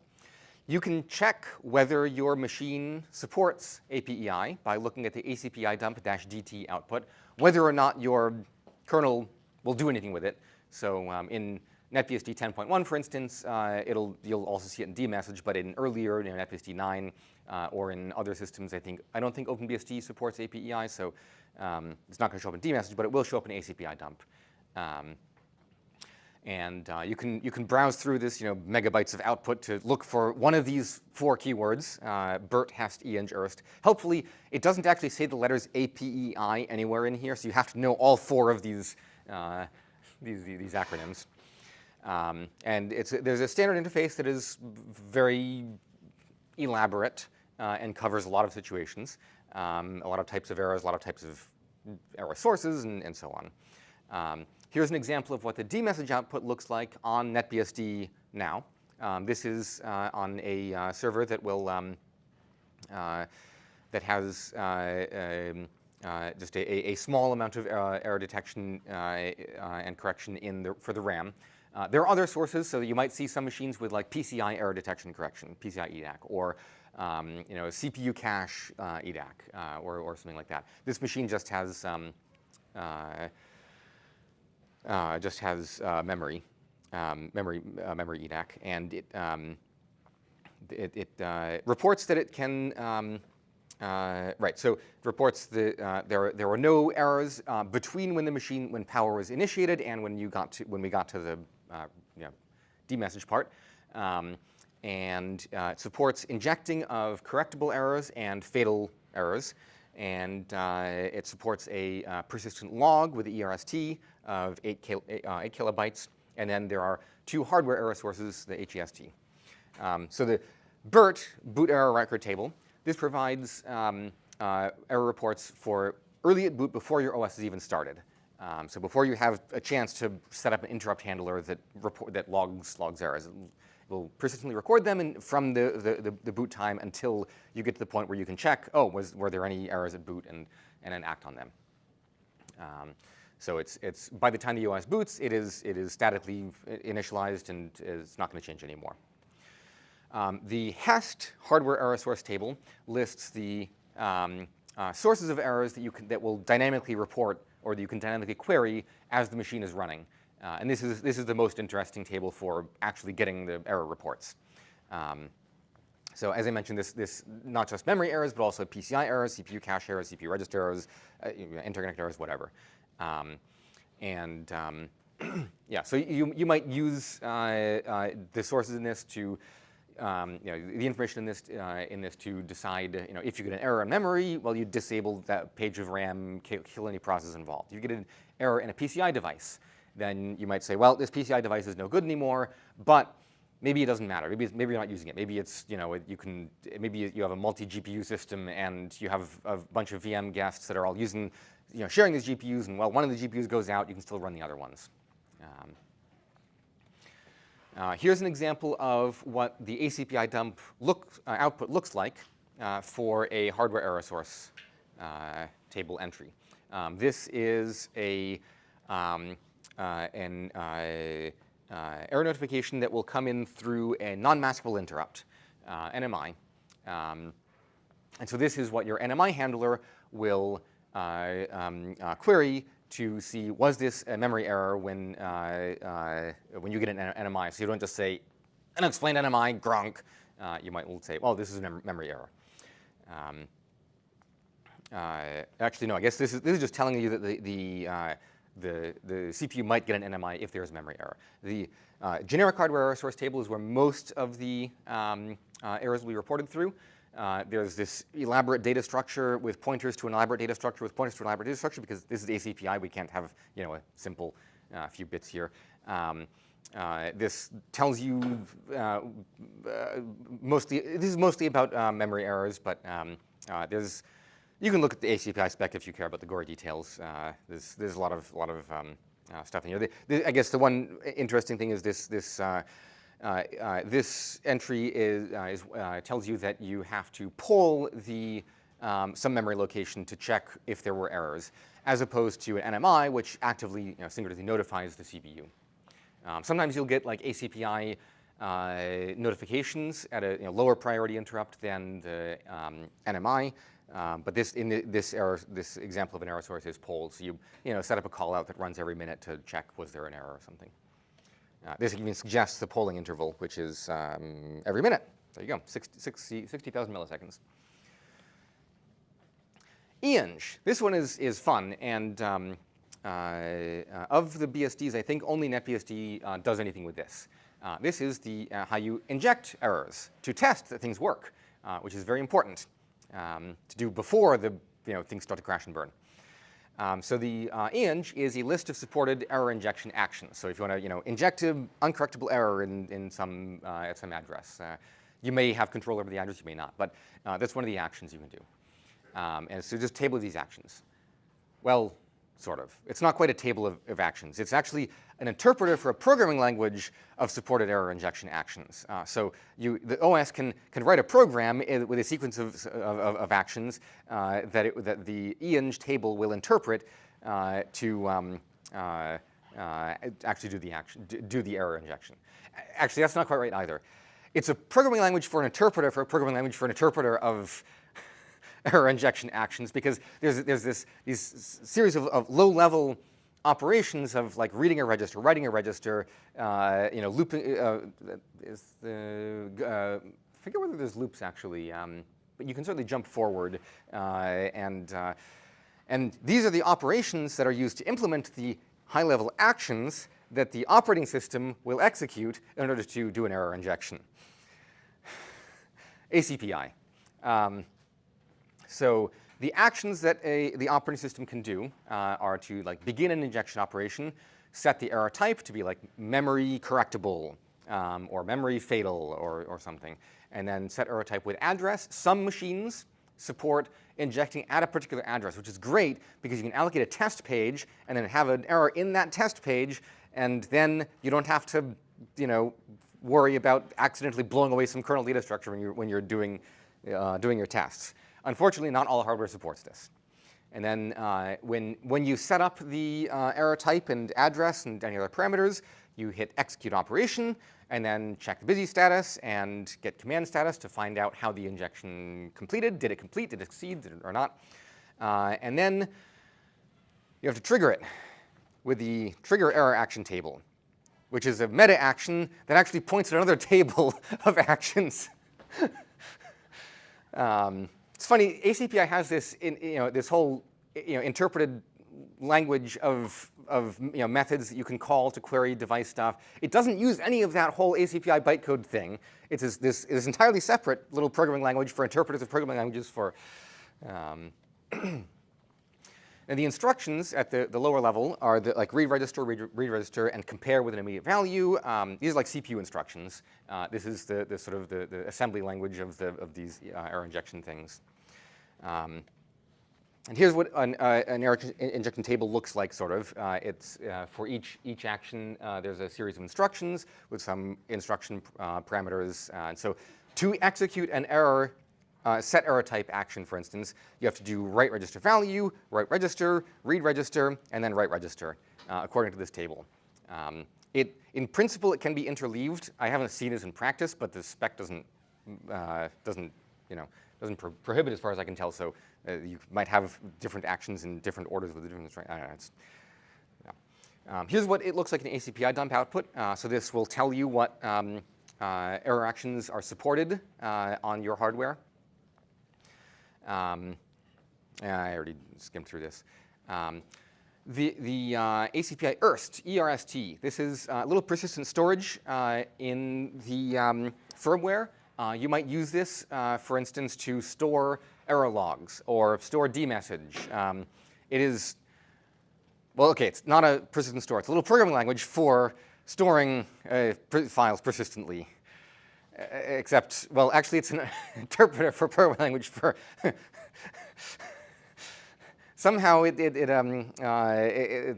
kind of amazing how many levels of interpretation are going on in this ACPI firmware interface. And there's even more operations for actions for the ERST, because it's about reading and writing files and data and sequence of records and listing the records and stuff. And there's this really elaborate little instruction set for how the actions are implemented on each particular machine. You've got go to, you've got add, subtract, skip next instruction if true. You've got conditional branches. It's really elaborate. This is what it looks like in ACPI dump output. It isn't completely bonkers to have this little instruction set for the error record serialization table where you might store logs persistently so when you reboot, you can get back to the logs, because the errors might happen in really nasty contexts. You might run in, you might want to record dmessage or record some error log when you get an NMI. In an NMI, you can't touch interesting data structures. You might not want to run the full ACPI interpreter. So it's not totally bonkers that it has this elaborate level of abstraction to programming languages and interpreters and stuff. So in Linux, it's exposed via a file system called pstore. NetBSD doesn't use it yet. I don't think any other BSDs use it. I know FreeBSD has an API driver, but I don't think it uses the ERST. So in NetBSD, as of last year, we have an API driver. It's enabled in x86 generic kernels since 10.1, maybe soon on ARM too. Needs some more testing. And it supports detection reports from many common error sources. The generic hardware error source is the main one for memory errors. There's a crude interface to sysctl interface to ENG, and there's code to implement the ERST interpreter, but nothing uses it yet. So we haven't implemented a persistent file store using that. Now I think I'm running out of time. But if I have a moment, I'm going to try to do a live demo if I can. Not on this laptop, but on a server far away.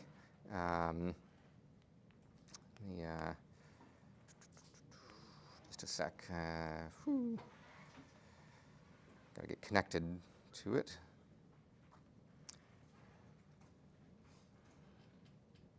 I had this all set up, but then the connection died while I was talking. OK, let's see.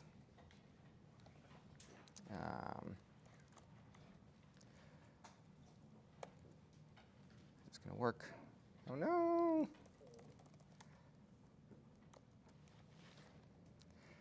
Of course, as a live demo, everything has to go wrong.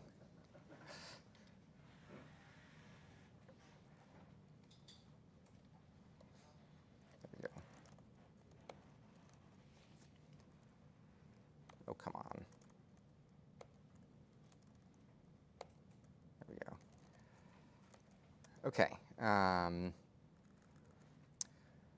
So I should probably make this bigger, shouldn't I? Probably can't see this very well.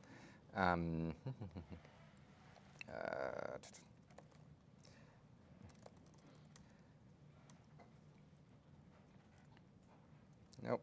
OK.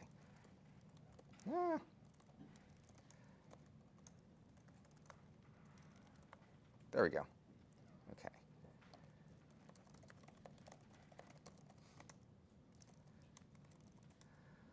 All right. Is this visible? Yes, this should be visible. So let's inject a single-bit error. So I'm going to run the sequence of sysctl commands. This isn't really wired up very nicely, but it works enough for testing. So this runs a bunch of ENG actions in sequence once I hit return, and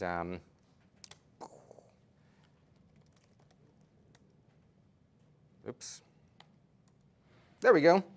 We've got a memory error, single-bit error, corrected from issuing memory error injection through APEI. Now this is a correctable error. I can also inject an uncorrectable error, but then my machine will have to reset, and, which is a little bit annoying. So maybe I'll I don't know. Should I do that? Sure. All right. OK. How friendly are you with your smart hands, people? OK. So inject 2. This is so the critical difference here is this error type. It was 8 before, 32 this time. These are magic numbers for the APEI interface to set the 8 is correctable if 32 is fatal. All right. Let me have a console open for this. Actually, let me open this in another Emacs window so I can make it big. All right.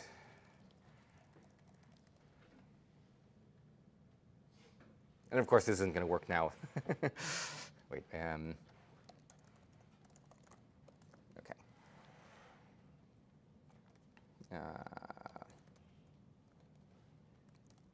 There we go. I had a previous shell session open already.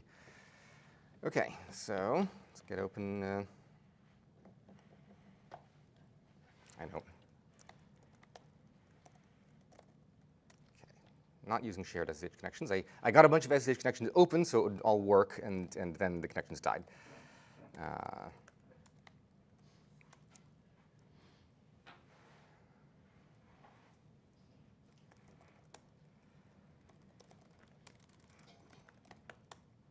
Okay, now let's see if this serial console works in Emacs, which I haven't tested. Ah, there we go. Okay, cool. All right, let's. Here's the injection going.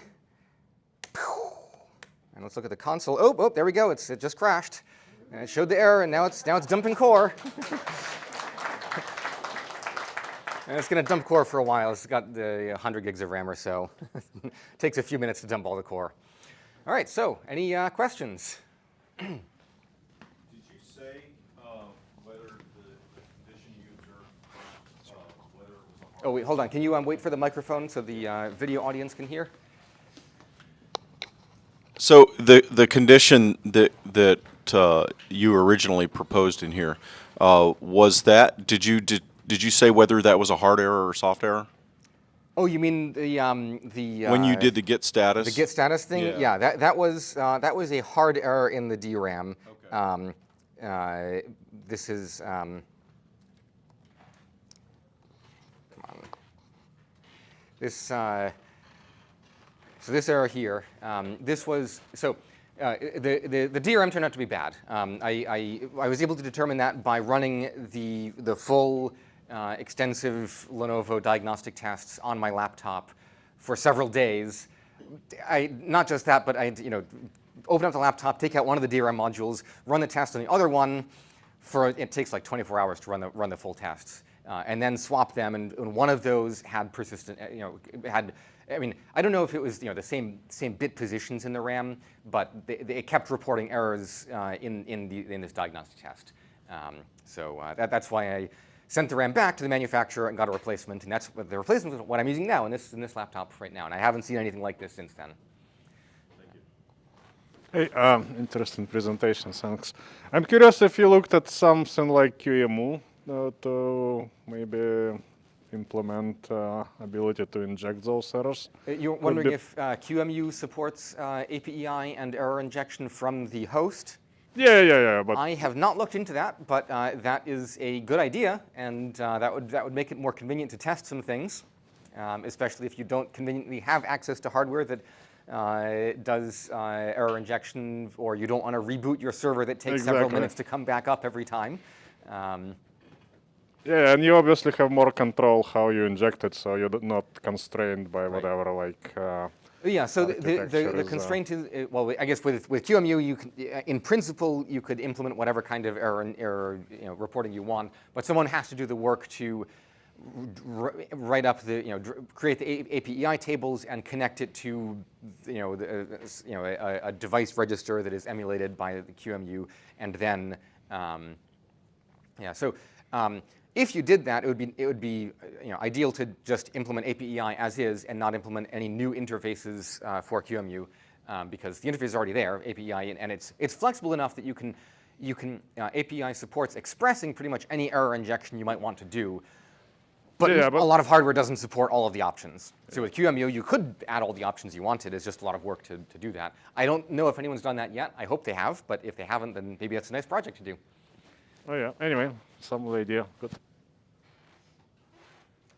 Other questions?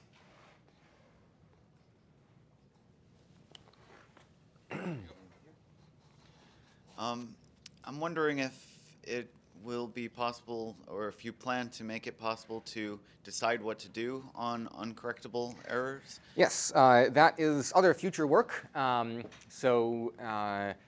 I think so some systems already support this. So I used to work at VMware, and at VMware, I don't know how much control there is over it, but one of the features that it publicly supports is killing a VM guest and leaving the other ones to run, if possible, if you can attribute the page to that one VM guest. So similarly, in NetBSD, what I would want to implement, which I haven't done yet, is connect it to the UVM system and find out, is this page used by only one process or by some processes or by a NVMM guest or something. And then you kind of a sysctl knob to tweak the choice of action here. Do you just crash the whole system? Do you kill the process? Whatever. And then the follow-up, complementary to this, would it be neat to implement a way to have maps of bad memory to not use in case? Oh, sure, yeah. So, if you get a bunch of bunch of correctable errors in a single page of memory, then yeah, you might want to have the VM system say, that page is suspicious. Let's kick that out and not use it anymore. So that is also a reasonable thing to do. Of course, you need to have some policy. What's the threshold? If you get one error, probably don't want to kick out a page. If you get 1,000 errors, yeah, maybe you do want to kick the page. What's the cutoff? Yeah, so you need to have some parameters for that and some practical experience with it. Again, not implemented yet, but that's a good idea and should implement it. Hold on, there's a. Can you pass the mic down?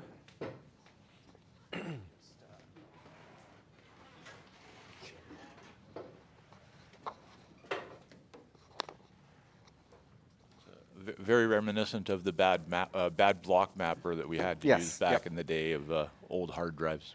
Yes. So yeah, you can have bad blocks of DRAM just like you used to have bad blocks of disks. And the attendant other problems. I mean, if you map this block bad, then you have to figure out what to do with the file system and tell it how to ignore that as well. Yep.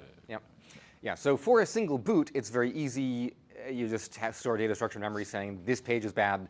Don't do anything with it. If you want to save it across boots, that's you got to deal with some persistent state there and some management of the state, and so yeah, that might be an interesting project to pursue. Other questions? One more up front. Can you pass the mic up front here?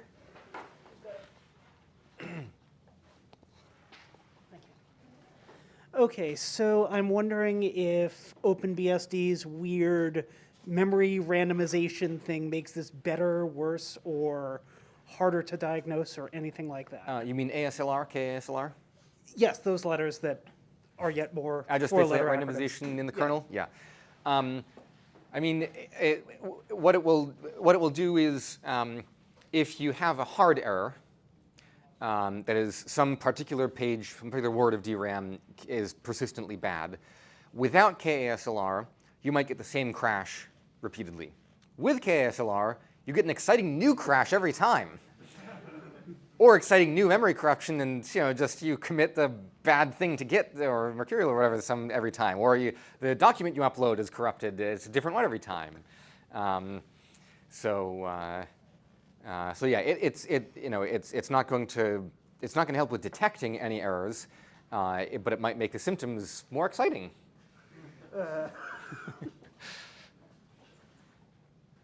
Thanks. Other questions? So I noticed some weird characters in your slide titles. Are those deliberately injected single-bit flips? Well, they are all single-bit errors, so they are all correctable. I will leave correction as an exercise to the reader. It's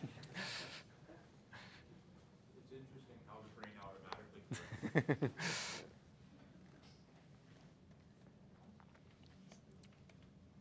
Some of these are broken. I don't know which ones. Oh, here we go. These are, I guess I should say, single-bit errors in ISO 88591. They might not be single-bit errors in, in EBCDIC. Any other last questions? I think my time is running. Well, I guess I'm holding you up from lunch, so. But if any other questions, I'm happy to take them, or I'll be around. Thank you.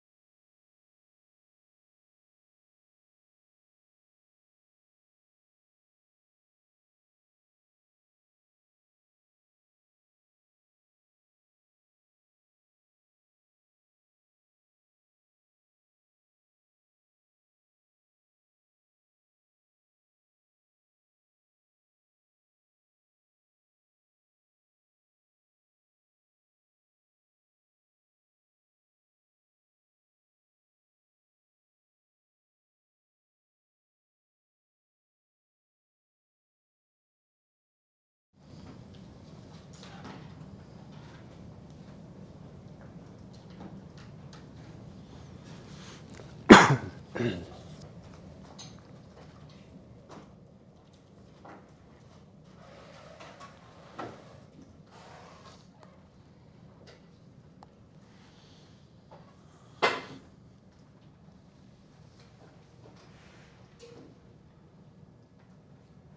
start? Yes? Okay. So, hello everyone. If you don't know me, my name is Julio. In the past, I was working on things like ATF, or the QA framework for testing for NetBSD and FreeBSD. I did a lot of work on packet stores as well in the past, but I hadn't used BSDs a lot recently. And today I'm here to talk to you about something of kind of a crazy project that I've been working on for the last few months, and how it relates to BSD. Now, the goal of the talk is to show you this little thing I built since last Christmas. It's a little device that runs BASIC, and the goal has been to try to minimize startup time. So you can see here in the video, I plug it in, and hopefully it works. Well, it's a video, it will work. But then you can see here NetBSD's kernel messages, and then soon after we have the interpreter ready for us to start working. It wasn't as fast as I would like, but it's getting there. So the idea is to talk to you about how this works. Obviously, this is in this conference because the foundation of the project is NetBSD, right? It's based on NetBSD, so that's what I want to talk about. But really, for the presentation, I have like, 45 minutes of things to talk to you about. But in this time, I would like you to think about the various pieces I'm going to explain, because I think the basic portion of this is the least interesting part. And I've been building many different components to make this happen that I think in isolation are interesting on their own. And they could be built to something more interesting and standalone. I don't know what that is yet. I'm starting to think about what could come out of this project that's more interesting than just a basic interpreter. And I'll give you some thoughts at the end. But just keep your mind open as I explain all the little components. So let's start with answering what NBasic is. And after that, I'll cover a little bit of how I took NetBSD, made it cross-compile correctly for this platform, and get the whole thing to build. Then I'll tell you a bit more about, in detail, how the system works internally. And then, again, some of these future thoughts. But NBasic is a basic interpreter that I started creating myself about 5 years ago now. And the reason was because I was thinking, hey, I have 2 kids, and I would like them to know how to code a little bit more, right? And I had memories of how I learned to code in the past. And then I tried to find some basic interpreters online, or Python interpreters, and everything felt complex. Like, for example, this one has a window to write code in, and then another canvas where you can see outputs of what you type. Then you also have another output window that shows other stuff. And as I tried to get well, not anyone, but I tried with my kids, right? And they didn't understand all this weird stuff. Then my wife was also trying to learn to code as a few years ago. And she was incredibly confused by this, right? Trying to learn Python and trying to distinguish between return values of a function and the side effects of a print command. That was, for some reason, very, very hard to understand. And if you look at Python, it doesn't really help. Both things look identical. So I thought, wait, that didn't happen in the past. I don't know. It's a part of the REPL of this interpreter, right? It's just a detail. And to you, it may seem obvious. But I was seeing someone struggle with it, and it seemed interesting. And the other is, when you try to do something a bit more interesting, you end up with stuff like this, right? You have now you have a computer with multiple windows, and they are overlapping. And you have some buttons on the left side. And if you touch things wrong, then you may get in a state that you don't know how to get out of, especially for, again, kids that don't know yet how a computer works. Or then if you get more advanced, you have to run a compiler. And then the compiler produces a file that has a weird name. Why is all this happening? Right? So the idea was, this is too complex. I want something simpler. And again, I want something that's similar to how I learned to code in the 80s, 90s, which is I learned with this computer, the one on the left. It was, you turn it on, you can type code, it does what you said, and if you mess up, you turn it off, you turn it on again, and it's back to where it was. There is nothing to worry about. It just restarts where it was. Then I moved on to MS-DOS. It was a bit more complicated, but still, you could run Quick Basic, and Quick Basic was also like very fun to play with because it had better control structures. You could do graphics still, and you could, you know, if you grew up in this area time, you would have grown with the computers as well, right? You started learning the basics, and then over time something new came out, and you learn about that, and slowly your knowledge grew. Whereas today, if you try to learn something, there's way too many things to know up front. So that's how the project started. I have not gotten my kids to learn to code with this, obviously. But to me, NBasic has turned to be kind of, somebody put it, a forever project. It's a nice, fun place where I can come to try new ideas.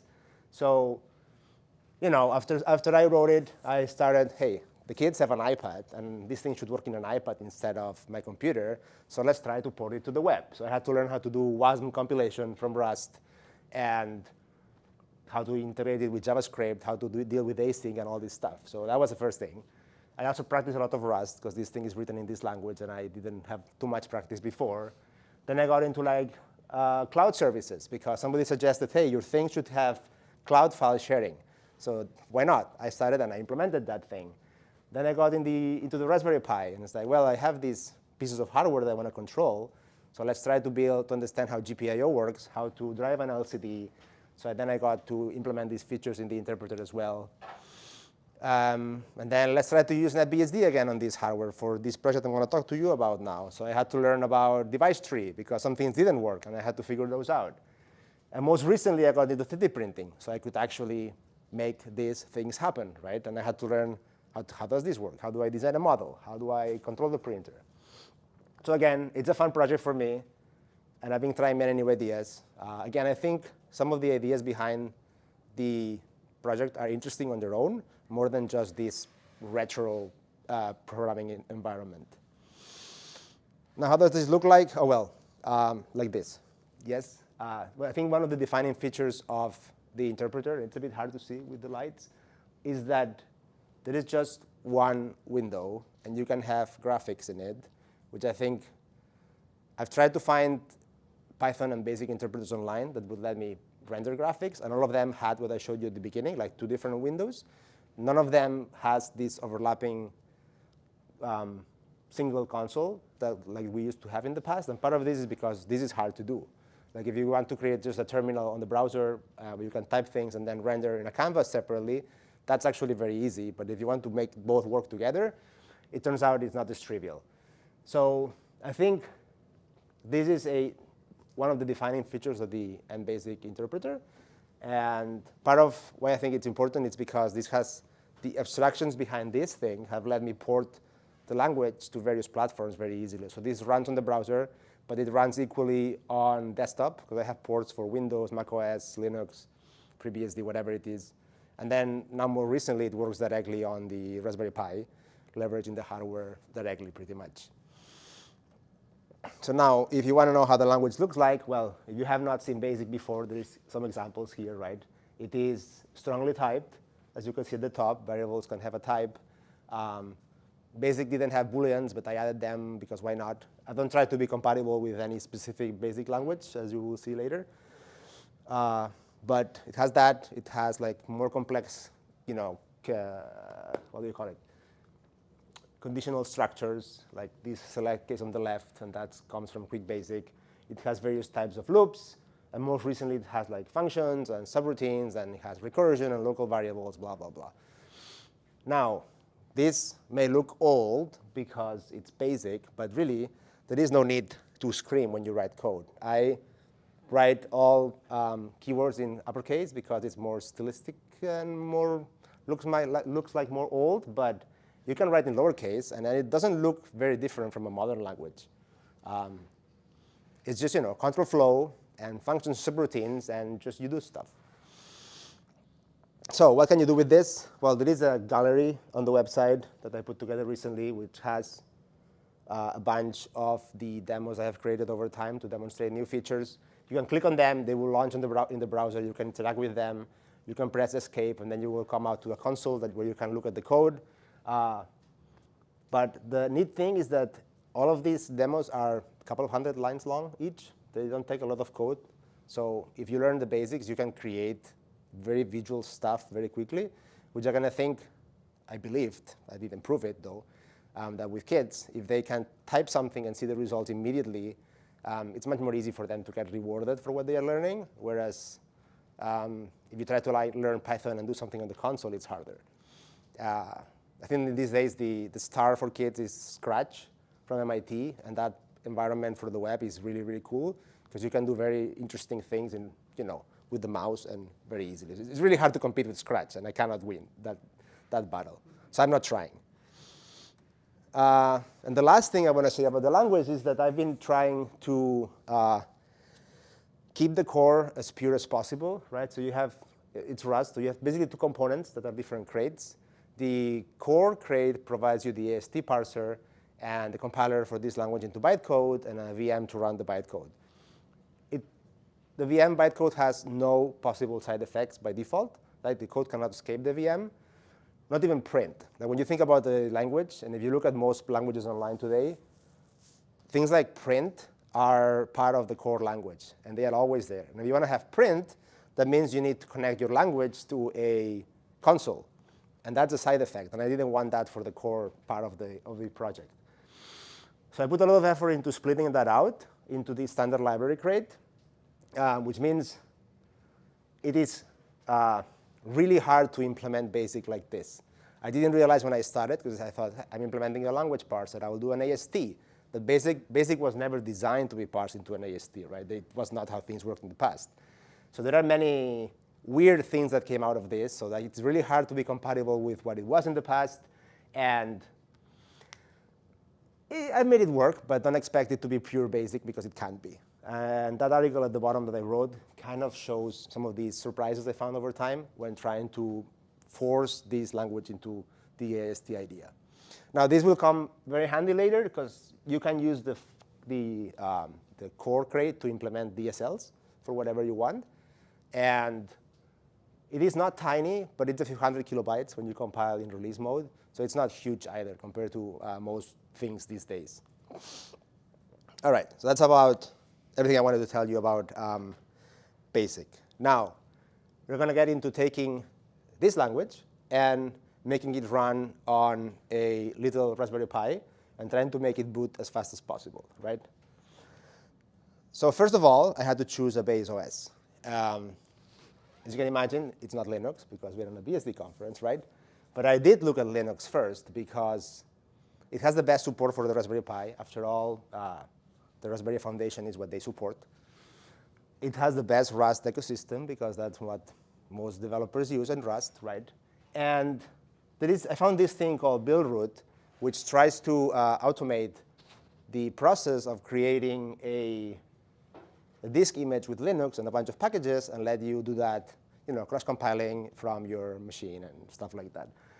Really cool, very complicated. I tried it out. I had no idea what was happening when it was trying to build stuff.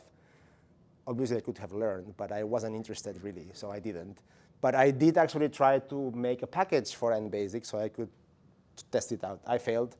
I contacted their mailing list asking for help on why the dependency resolution wasn't working. I didn't get great answers, so I gave up. Again, because I wasn't interested in building this on Linux, just personal choice. So I went back and said, well, let me see FreeBSD, which is what I run these days on my home server.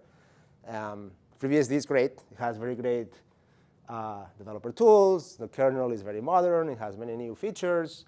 Hardware support for the Pi was pretty good as well. But the cross-compilation story is not great, unfortunately, right? If you try to cross-compile FreeBSD today to a different architecture, you need to do stuff. And the worst thing is that you need root access to the machine, which for me is not something I wanted for software building. I heard yesterday that FreeBSD 15 is going to fix this, which is exciting, but it's not there yet. So I discarded FreeBSD as well, and I went to NetBSD. The main reason is because I know NetBSD, right? I used to work on it many years ago. I know how to change it and do what I needed, so that was really the biggest reason why I went to this platform. But again, cross-building is magic. There is one shell script that you run. You select which platform you want to target, and you get out a disk image from FreeBSD, from Linux, from whatever host machine you have, you can produce this image for NetBSD. It supports non-root builds, so that's also nice, because I didn't want to need root access.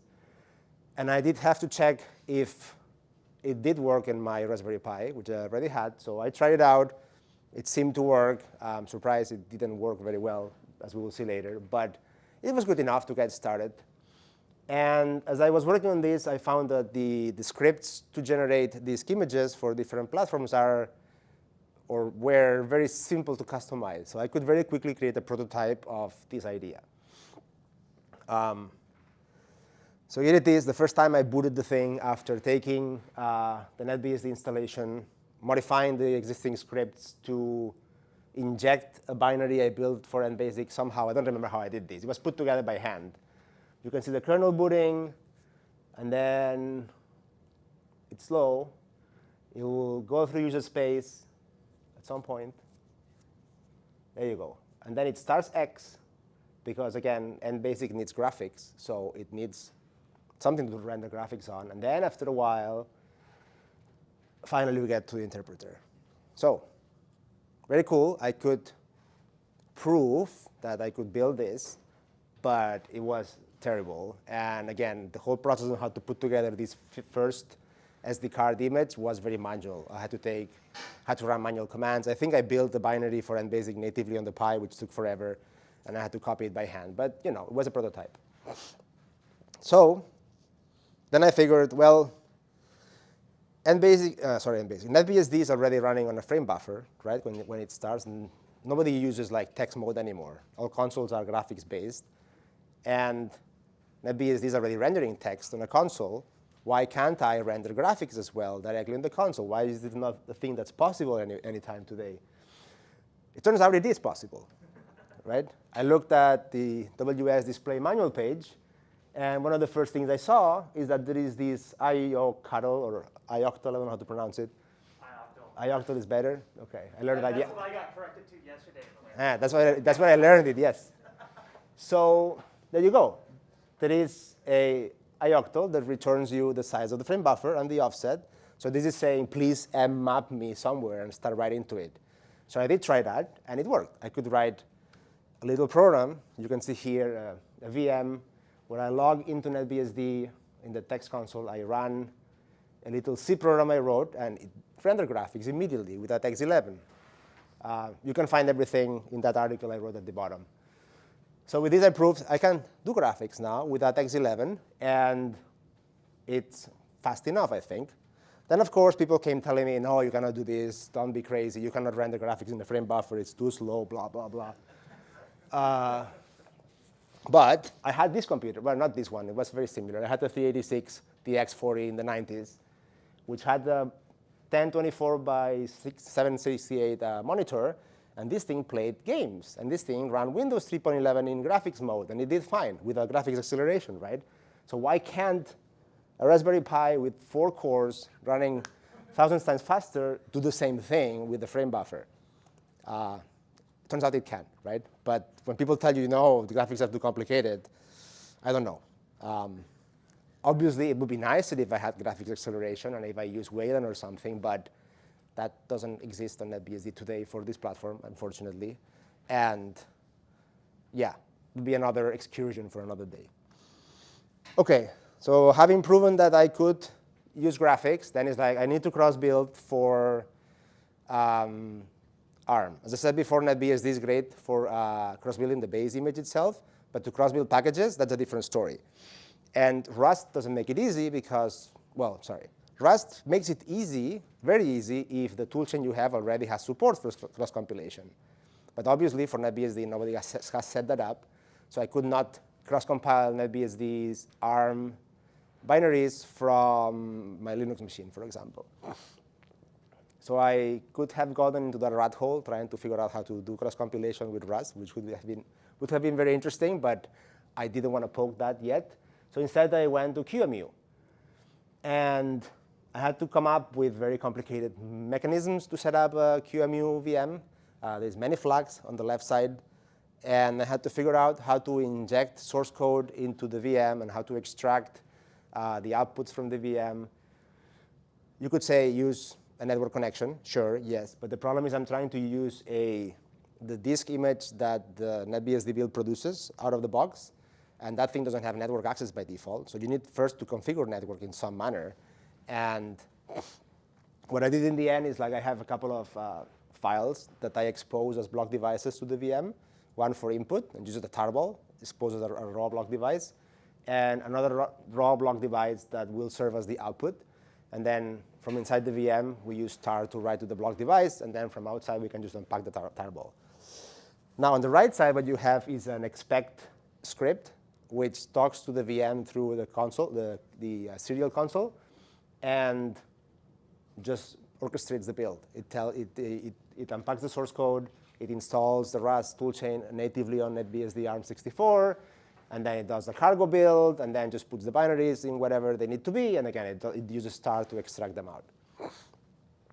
Not great, because building NBasic on my machine takes about a minute. Building it in this takes almost an hour, so it's annoying to iterate on, but at least I got it to work in a couple of days instead of trying to figure out the cross-compilation story for Rust. Then, I mentioned before that NetBSD has these scripts to generate disk images for embedded devices. And those got me pretty far in getting to what I needed, but they are pretty messy, and I wanted to simplify what they were creating for my purposes, and that was already very complicated. So I said, let's rewrite them. It shouldn't be that hard, right? Oh my God, it was a pain to figure out how to recreate an NetBSD disk image with the makefs command and the install boot and disk label and all these things, because I wasn't following the standard disk layout that the NetBSD images have. I was trying to do something slightly different, as I will tell you later. And there are bugs in the tools that cause the bootloader to not find the kernel in some cases. I don't remember exactly what it was, but it was really painful. I remember having to use box to boot NetBSD and then set breakpoints in the bootloader to try to find out what was happening. And in the end, it was just getting the right magic combination of install boot commands and mkfs commands or whatever it was to make this work. But now I have a script, make image, that you can customize very easily. It's much cleaner than what NetBSD has today. And it just unpacks the binaries we built before in the VM, puts them on disk, then creates the actual disk FFS file system, creates another MS-DOS file system for the boot stuff that the Raspberry Pi needs, and then sets up the partitions, installs the bootloader, and it's done.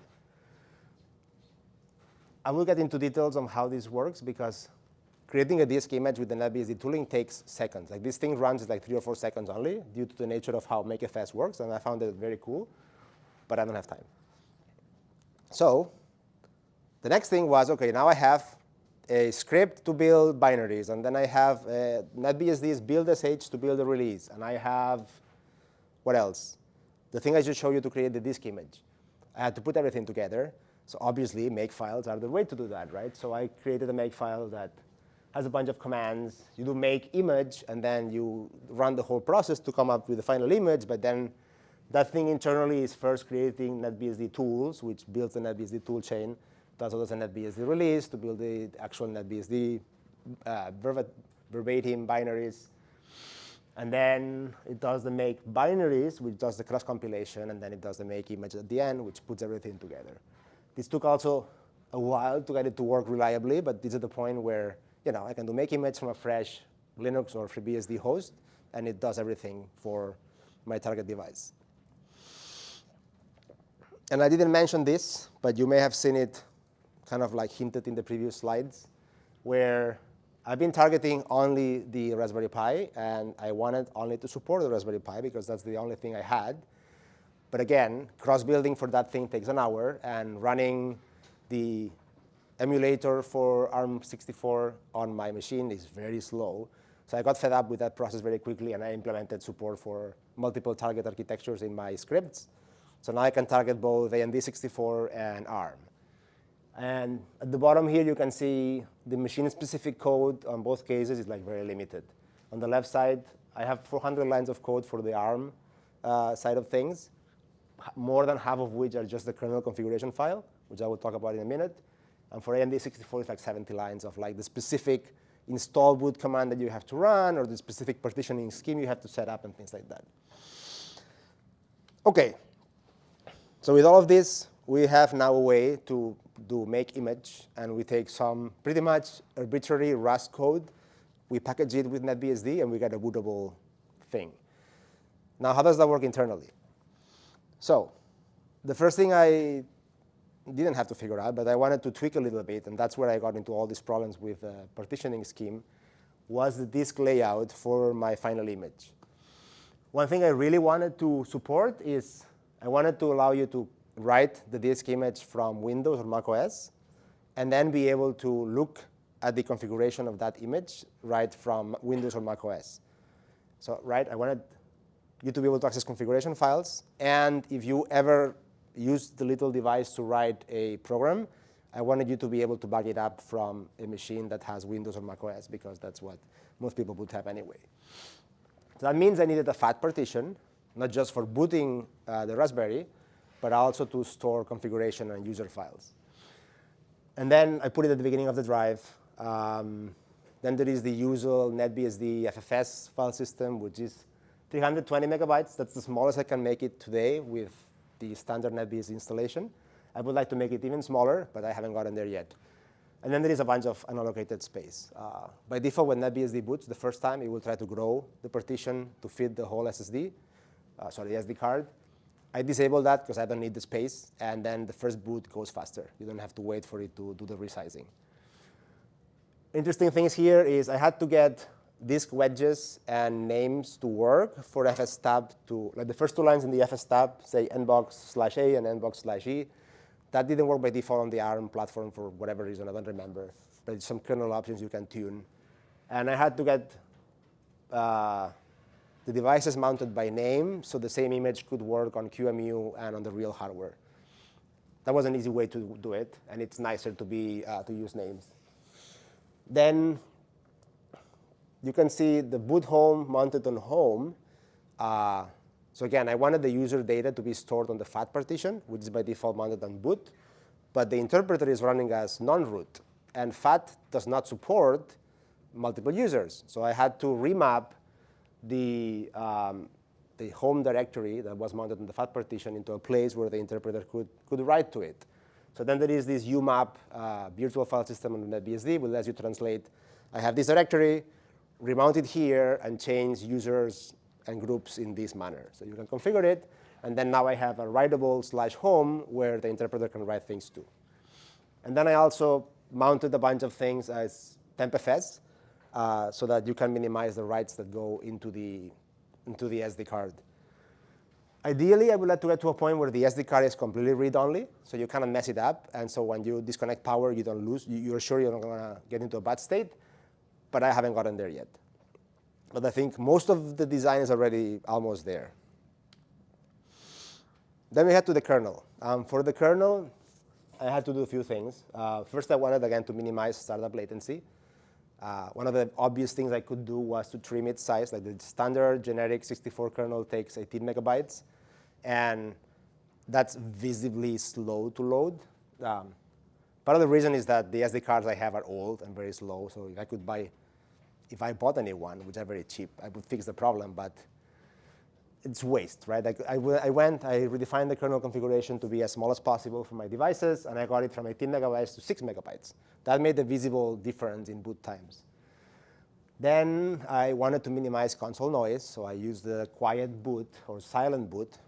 There are two things in NetBSD, and they are not the same. So I think silent boot is the one that is the correct name for -Z. I had to come up with a bunch of patches for various devices that don't honor this setting properly, and they still print spam to the console. So at some point, I should upstream this, but I haven't gotten to that yet. And then there were other things. Like I had to modify the GPIO drivers so that they would allow the shell interpreter to configure GPIO pins as non-root, because by default, that's not allowed. So that's just a little setting. I had to patch the security model to allow that. And as well, for SPI, I had to enable SPI in the device tree, which I will show you in a second, and also, as an optimization, grow the maximum buffer size that you can use to transfer data. Then for device interfaces, so this shell has to integrate with various APIs that NetBSD offers to talk to the hardware. So that's probably easy enough on Linux because people have done the work. But on NetBSD loves ioctls for control, as we learned yesterday. And there were no bindings for Rust. So I had to figure out how to make that work. It wasn't very complicated, but I had to create new wrappers for all the ioctls that talk to DKIO. And that thing is needed to flash drives properly. Because if you do sync, you only flash, I think it's user data but not metadata, or something like that, depending on the file system that implements the sync handler. I'm not very sure about this, but I had to actually call DKIO force flash buffers or something to make sure that everything was flashed to disk. And I see Taylor scratching his head. Maybe we need to talk later. Then, of course, like ioctls for GPIO control, so you can interact with GPIO from the interpreter, from SPI, so you can drive this little LCD I have here on the left side, and obviously the WSCons framework, so I could actually render graphics as I showed you before. Then I had to learn about device tree as well, because, well, first, the SPI bus is disabled by default on the Raspberry. I don't know why. So I had to figure out how to enable it with a device tree overlay. And then, so this here is a Pi 02. And that's not supported by default today on NetBSD current. I looked online. Some people had figured out how to make it work by copying the device tree from the Pi 3B and making it work for this board. And mostly it worked, but the Wi-Fi didn't. So I had to figure out I wanted to make the Wi-Fi work. And in the end, I could finally take the Linux 519 device tree files, put them in NetBSD, and that was enough to get that working. Again, I have patches for this that I should upstream, but I haven't gotten to that yet. OK, then we get to the system startup. Now we have the kernel running. Now we need to actually show the shell. And again, the goal is to minimize startup latency. The first thing I tried was I went into etc/rc. I put nbasic shell at the very top so that when init run rc, it would start very quickly. And obviously, it was very quick. But that had several problems, like FSCK didn't run yet. And I needed to run it as an unprivileged user and blah, blah, blah. So there were various things to do. And that's how I ended up today after many iterations of this process. So when the system starts, the first thing it runs is the shaper, which shapes the system according to your configuration file. So it looks into the boot partition that you configured from macOS, for example. It reads the config bus file, and we'll see that in a second. And then it modifies etc to make those changes live for the current boot. Then RC spawns the launcher, which is in charge of opening a bunch of privileged devices, dropping privileges, and running the shell. And that takes over the console. And then RC starts the monitor, which is another daemon that stays around to perform like privileged operations on behalf of the shell. And once that is running, we already have the shell running, so you can already interact with it. And then the rest of the system continues to start. You would say, why not stop there? What else do you need from the system? And well, I need network. And that's why the rest of the system continues to boot. I need the network to be up. I need the Wi-Fi to be configured. And yeah, it could be simplified, but that's what it is for now. So let's look into the individual components a little bit to see more or less how they work. So again, the shaper, the whole purpose of this thing is to start, read the configuration file that lives in the boot partition, and modify the system to make those changes take effect. So on the left, you can see an example of the configuration file. It's actually basic, being parsed by the core crate I showed you before, with a pure VM interpreter that doesn't allow escape in any way. There is no commands. This thing cannot even print or anything. The only thing it can do is set some variables. and then the process that's processing the file can read those variables and use the values. So it does that. It reads the configuration file, and then it goes and modifies etc rcconfd for the launcher and for the monitor to set the parameters for those daemons. And it also writes the WPA supplicant configuration file, so the Wi-Fi can start. Now, I said I wanted a read-only file system, but etc is not read-only. So actually, when I prepare the disk image, etc, all these names are actually symlinks that point into var run to files that don't exist yet. And when the system boots, this thing creates those files in var run, which is tempfs, and then they can be used. So I'm not actually writing to disk at all. This took a lot of fiddling, right? But that's why I'm saying this is interesting, is because, yeah, these things are obvious, but they take a lot of iteration to get them to a point where they work as you want. And that's where I think the interesting part of this project is. Then we move into the launcher. And the whole point of the launcher, as I said, is to start the shell, but also to block I/O while the shell starts. Because if I/O continues, you could visibly notice that the shell was starting very slowly as it tries to render to the console. So what the launcher does, very simply, it verifies arguments, it reads configuration from the command line, sets up login, opens the privileged devices that we need, which are the WS display and the keyboard mux, forks itself, and then it does things like increase scheduling priority to later try to prevent scheduling events. It creates a new session. It drops privileges, which again was very, I'll get to that in a second. Enters the home directory, and then it runs the shell. When the shell is running, it will print the banner at the beginning.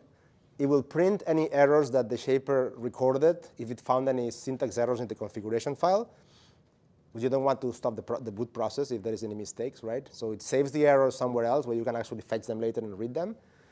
It loads the autoexec file in memory, which is used for system initialization. And then it tells the launcher that, hey, I'm done. I'm done with I/O. Go on, and let the system continue starting up. And then the shell will actually execute autoexec.bas if it was present and enter the REPL for you to start typing commands. Again, dropping privileges, that has caused me a lot of grief in this whole thing, trying to run the shell as non-root. But when I got into this, it's like, well, if I'm going to ship this disk image to anyone that's interested, I don't want them to end with a Raspberry Pi that's part of a botnet. So I really wanted to try to keep things as locked down and as unprivileged as possible. And I think I got there, but it's not simple. And finally, the monitor is, well, as you can imagine, it's a little daemon that starts in the background. And then when the shell needs to do an unprivileged operation, like reboot the machine or power it off, if you want it to do that, then it tries to open a socket to it. It sends a message, and then it just waits for the reply. This communication, works with the Rust serialization and deserialization crate that's very popular. It uses JSON for the messages. It doesn't have to use JSON, but it was the easiest thing to use. But I really didn't want to go into like dbus or gRPC or things like that because they are overkill for what I needed. Right? I just built my own thing, very small. It does the job, done. Now, not everything has been great, right? There are some problems with the use of NetBSD here. As I said, hardware support is OK. I've got, I think, everything I needed to work. The next thing I want to investigate is Bluetooth. But I think it should work, but I haven't tried yet. But using NetBSD took me into routes I didn't expect. Right? I had to figure out all this device tree stuff to get the Wi-Fi to work. The Wi-Fi driver, I think, is not very stable on the Pi Zero, for example, where it works pretty well on the Raspberry 3. Performance of the boot is not enough. That's not a complaint about NetBSD specifically, right? I think FreeBSD would have the same problem, for example. But there is, well, part of it is the RC system, right? It's all shell. And RC will start, and it has to run many individual like shell scripts, all of which read the exact same massive rc.subr subroutines, right? Which is a very, very big shell script. And that just takes time. So it's very simple to hook into this init system, and I could actually make my daemons run very early in the boot process and stuff, but there is some overhead there that I don't like. Then the other problem I have is so support for modules. Like I couldn't take the Wi-Fi driver in the kernel spends about 2 seconds or 3 seconds just doing something, waiting for the device to come up. And that's a very annoying pause that I would like to remove. Ideally, I would have the Wi-Fi driver be loaded after the shell is already up and running in the background. But unfortunately, this driver is not modular. It's not in a module yet. And I did try to do that, but it was not trivial, so I kind of gave up for now. But just like this driver, there are many more things I would like to take out of the kernel and load them later lazily, and that I haven't been able to yet. Then I said I have to upstream many things, and I haven't really because NetBSD still uses CVS, and that is annoying, to be honest. Some of the changes I had to upstream were relatively simple, and that's OK. But things like updating the DTVs, and that's the thing I have to do now, it's a massive change. I lost practice with CVS because I hadn't touched this for years now, and it's a scary thing to try. And then there is no easy revert. Like if it was Git, I can easily do things on my own, make sure it works, and then Git push. But with CVS, it's like, oh, crap, I made the mistake, and then everybody has to suffer after that. There is also nuts. I didn't have to touch nuts, which is the backtracking system, but if you do, it's very old. Hasn't changed for years. And then obviously I run into limitations with Rust itself, which you would expect, right? Because NetBSD is not a primary target for this language. The first one was the ioctls, which sure enough, I could write very easily, no problem. But then what I needed to do now was to profile my shell because it's slow. And I wanted the graphics performance to be better, and I can't profile it because the profiling tools don't work. Cross-building, I figured out a way to do cross-building, but to be honest, it's terrible that I have to use a VM for it. I would prefer to have native cross-building, and I don't have it. So that would be nice to fix. And then native development is not working very well either. I would prefer to develop my changes directly on the NetBSD machine I have. But I haven't got an Emacs and Rust analyzer to play well together for some reason, because it works well on FreeBSD. So that I will need to figure out as well. And these are all very interesting problems to try to solve, but my time is very limited, and I have to pick my battles. So for now, I'm just ignoring the problem, continuing to develop directly on Linux, and then I copy code to NetBSD when I need to. It is very painful, but I can make progress. OK, so I asked you before to think about things that you could do with this stuff, right? Because I have some ideas, but I would love to hear from you later if you have any interest of different paths the project could take, right? Because one of them is obviously to make it what it is today, but better. Now let's take the original idea of having this learning environment, and let's try to bring it to completion. And things here would be like, let's try to improve performance, because graphics are still not fast enough yet, even though they could be. Or the language, there are some stupid things in the VM bytecode I created that make the execution slower than it should be, but I haven't gotten to those yet. Then I could get into implementing more APIs, like file management, network management, or sprites, because for actual game programming, you need some sort of sprite manipulation, right, to be efficient. I could improve the language to add records, right, so you can have structs, basically. Or I could implement module support, so you can have multiple files contribute to the same program. I could move to a better VM, so you can even replicate things like pick and poke. That it's like a cool gimmick, but there's not very much use for that, so let's ignore it. But it could be done. It would be fun. I could try to target a different VM. Like at some point I thought, well, instead of having my own bytecode, let's try to compile to WASM, so then when you run this on the browser, you get native performance from the browser. Or maybe RISC-V, or something that's RISC-V, sorry, something like that. Or compile natively to your platform. That could also be done.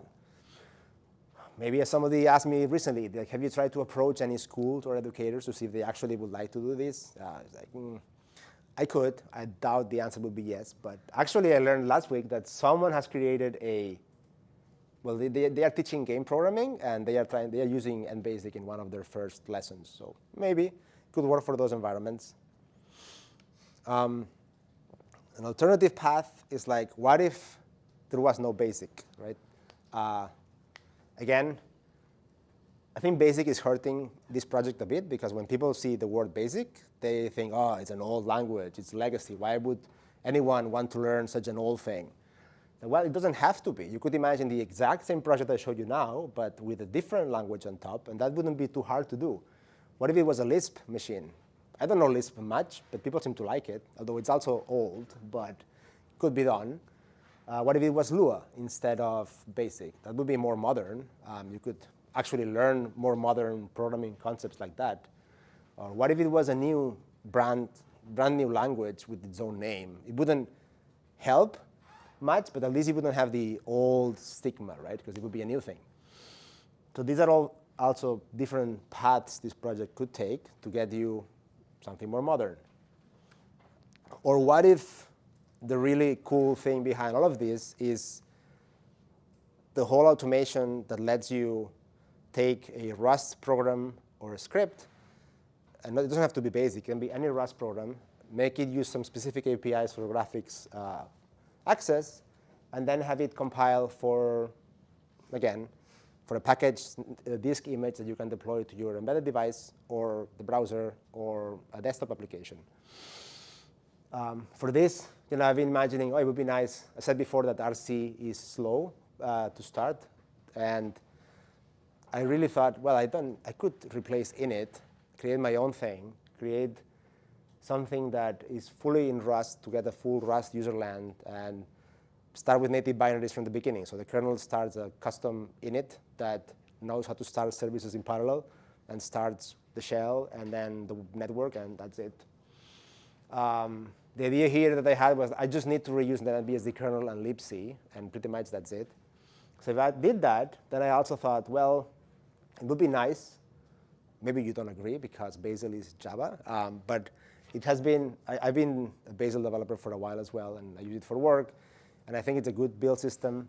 It would be nice for me to have a Bazel build for this project, because then I could very easily cross-compile this with huge parallelism and stuff like that on my machine and target other architectures. And it would be nice also to address the problem of the Rust cross-compilation and things like that.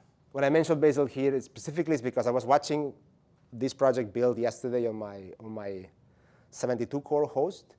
And you can see that the build gets stuck in many places, waiting for configure to run, or waiting for 2 or 3 files to compile in parallel because the build has not been properly parallelized. And a modern build system kind of gives you that. And as somebody else asked me, is that why don't you target bare metal, right? It's another option. And somebody in Twitter, X, I don't know how you want to call it, has done that. They took NBasic and they made it run bare metal on a Raspberry Pi. That's very cool. It's very tempting because I've always wanted to write an operating system, but it's also not something I want to tackle, because the really hard part about bare metal here is the network, right? Implementing a TCP/IP stack and implementing support for Wi-Fi and things like that would be too much work. So I didn't really consider that. And yeah, do you want any of this to happen? If so, go to that link. You can provide input and see where we could take this. You have more information about the project on the top right website. And those links are about myself, my website, and my blog.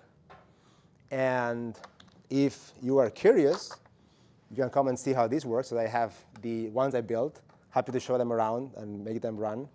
But yeah, that's all I had.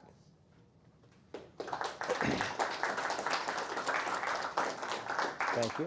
Now we may have a couple of minutes for questions, not more. There was one here. Question? I just have a quick question. When will NBasic be self-hosting? Never. Any other questions? Excuse me, sorry.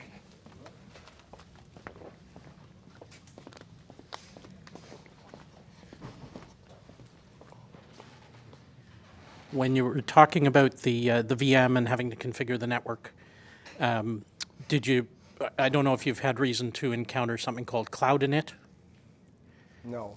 Okay, so Cloud Init is a thing that is an independent project that is designed for cases where you're spinning up a VM in a public cloud or in a hypervisor, and you have to provide some kind of configuration packet. So you design your VM to expect this information to come in, and it can come in via various means. Like if you're on VMware, there's a parameter that can be provided to the VM, and it gets into the machine. If you're on one of the public clouds, there's JSON packages you can drop in and so forth. And so basically, there's a way to give it what you want the machine to do to configure its environment at startup. I'll take a look. I didn't know about it. Any other questions here?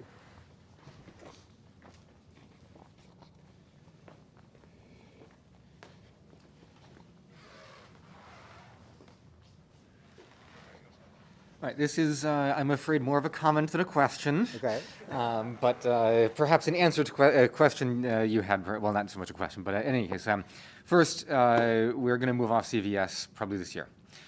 Second, Rust cross-compilation.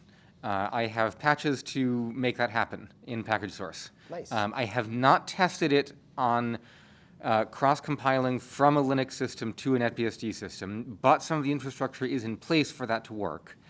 And it certainly does work to build a both cross-compile Rust itself as a in-package source and build a Rust cross toolchain that you can use on, say, NetBSD AMD64 to cross-build packages for NetBSD AR64 or RISC-V or whatever. Cool. I would So, like to know more about that. Some of this is posted to tech package. It hasn't been merged yet because it needs a little more review, but we can follow up offline. Yeah, that's a very interesting rat hole for me. I would like to know more. And yeah, cool. Well, also, until we get rid of CVS, there's also a thing called git CVS export commit. You might find that handy. That's what I use. Oh yeah, I've been using the Git clone for everything. Oh yeah, but so that you can commit to CVS from a Git repository with CVS export commit. And we can talk offline more about that. But you can draft your patches in Git or Mercurial, whatever, and then one command to move it to Good to know. CVS. Any other question? There.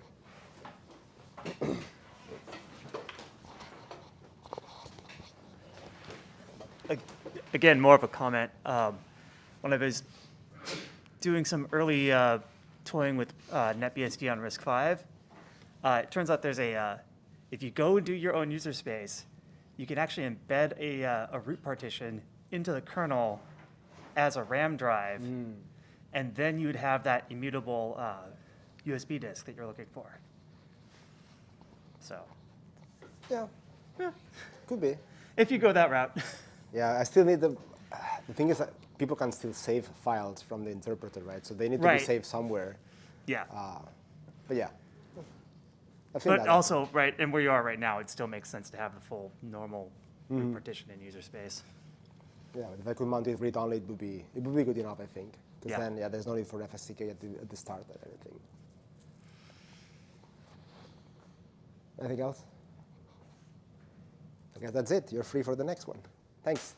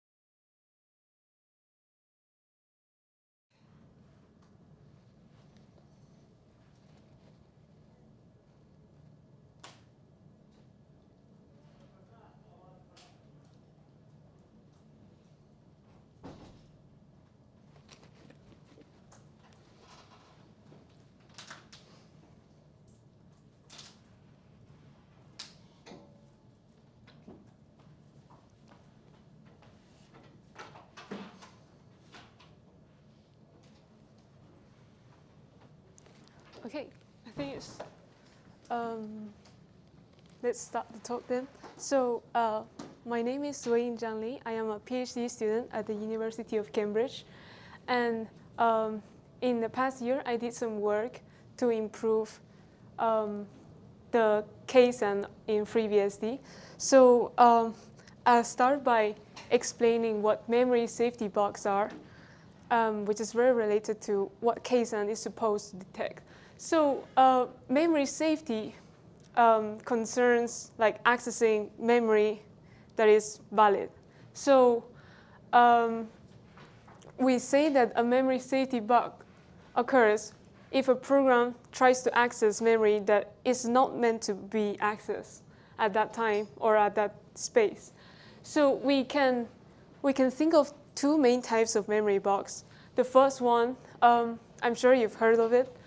They are spatial safety bugs, or in more informal terms, they are buffer overflows. So for example, if you allocate a buffer and you write past this buffer, then you're not supposed to do that. And that is a type of spatial safety bug, because you are accessing memory that's out of bounds of the allocated region.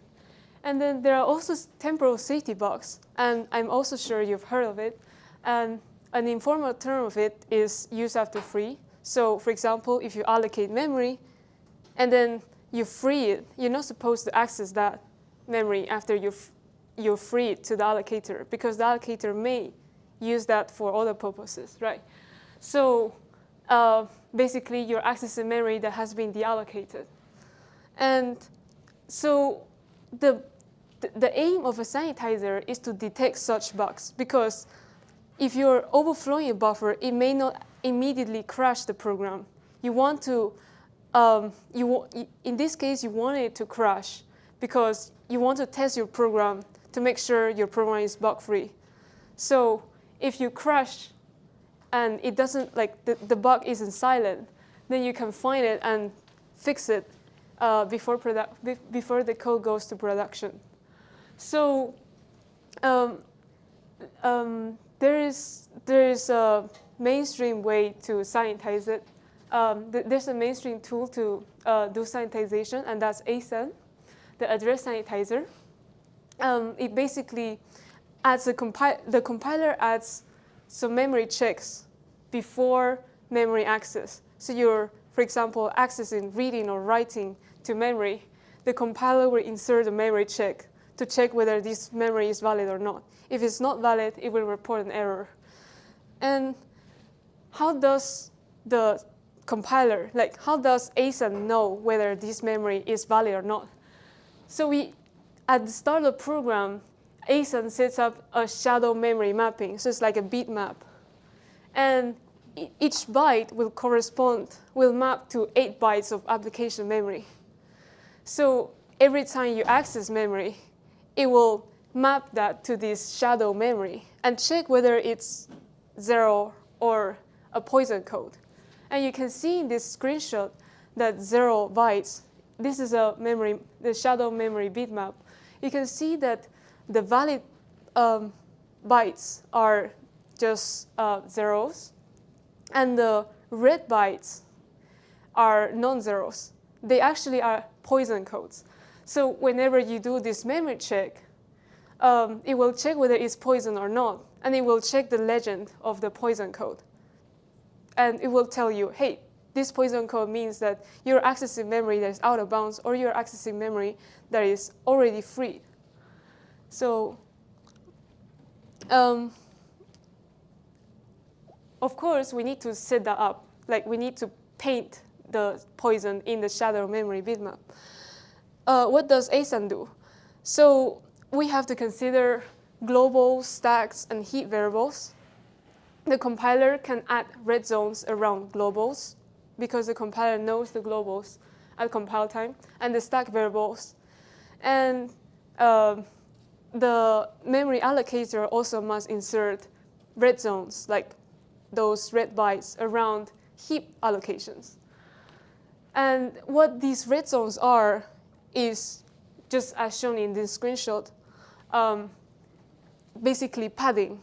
And in the shadow memory bitmap, it will map to red bytes, which every time you access this padding, it will check it. It will map to red zone, like red bytes, and it will report an error.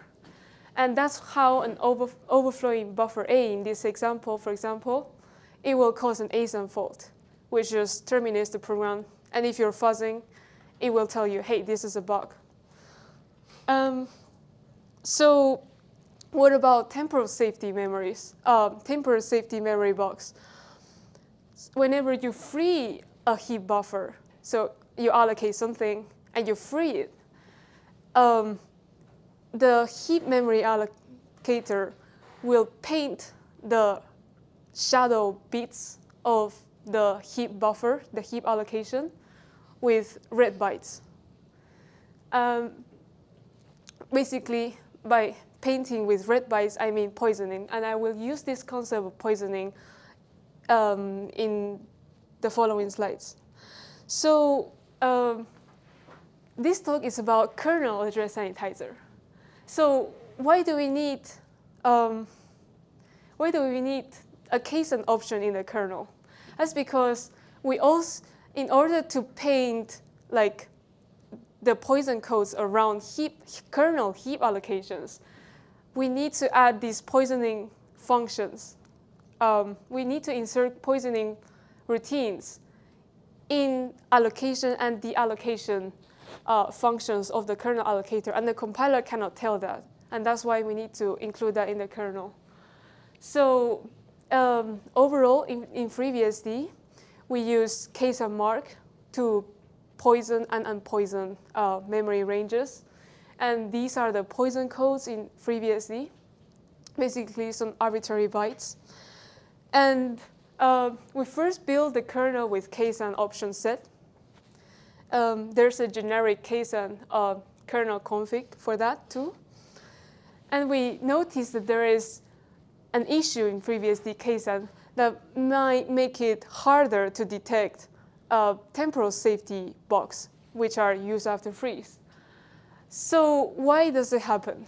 The kernel, a quick peek at the kernel shows that the kernel allocator, the UMA allocator, and the generic kernel malloc allocator do not quarantine free allocations.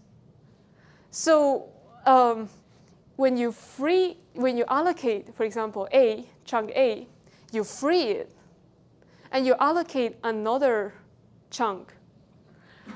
The second chunk will use the underlying memory of chunk A. And then when you try to use chunk A, which should be invalid, it does not cause a fault because KSAN must paint the second allocation as valid. And by that, it also paints chunk A as valid. So we have a small, simple trigger. I use BSDCan, which is a kernel module I wrote to facilitate that exposes some memory corruption primitives, and this facilitates my testing. So in this simple program, I just do what I said. I allocate a chunk of 0x like 400 bytes. I free it and allocate the same chunk again with supplying the same number of bytes. And try to write using pointer A. That should fail, but it does not fail. It is not detected by KSAN currently in FreeBSD. And if you try to read it, it also doesn't fail. So this is a diagram of what happens. So you see that the pointer A is pointing to allocation, and then it's freed. So it's painted with red bytes. And then you allocate pointer B. It points to the same allocation. So KSAN must paint it back, must unpoison it, right? So if you run it, you see that it doesn't cause a crash. And pointer A and pointer B point to the same object. And So let's think about how to fix this. So in the FreeBSD kernel, we have this zone allocator, the UMA zone allocator. We also have this generic malloc allocator. This generic malloc allocator is actually built on top of UMA zone allocator. So let's consider UMA zone allocations first. So for allocation, we have UMA zalloc arc function, and it will eventually, after a long chain, call case and mark item valid. This function basically marks a zone item as valid. And you know that zone items are of fixed size. So when you create a UMA zone, you supply the zone item size, and the zone will only allocate items of a fixed size. So if you call this function, it will only paint that zone fixed size zone item as valid. And the same for the allocation. When you invoke UMA Z-free arc, it will mark it as invalid. It's very simple, right? So for generic malloc allocations, which is built on top of UMA, we have to consider that we have bucket sizes of powers of 2. So for example, we have the malloc 16 bytes or 64 bytes, 256 bytes, and so on. So powers of 2. So when you allocate something that is not a power of 2, it will choose the next nearest power of 2 bucket zone, and allocate a zone item from there. And therefore, the unused bytes, because you actually requested less than the zone size, will be poisoned. And that can count like a red zone, right? And for large allocations, we round that to the nearest page, and will poison all the unused bytes to the nearest page, because it does not use the UMA zone allocator under the hood. It uses pages. So, yep. So knowing these, we have to think of how to hook a case on quarantine. We want to, after looking at the code, we want to hook UMA Z-free arc, because other freeing routines like UMA Z-free PCPU arc for PCPU zones, or the generic free free routine, will all eventually call UMA Z-free arc. So let's just add the hook in UMA Z-free arc. Of course, if you're free in a very large item, it will invoke free large instead of UMA Z-free arc. And that doesn't matter, because it will invoke K-man free, and that if you're accessing memory that is K-man free, then it's going to cause a page fault. So we're going to catch that anyways. The only exception I haven't considered is the UMA Z-free SMR routine for SMR zones.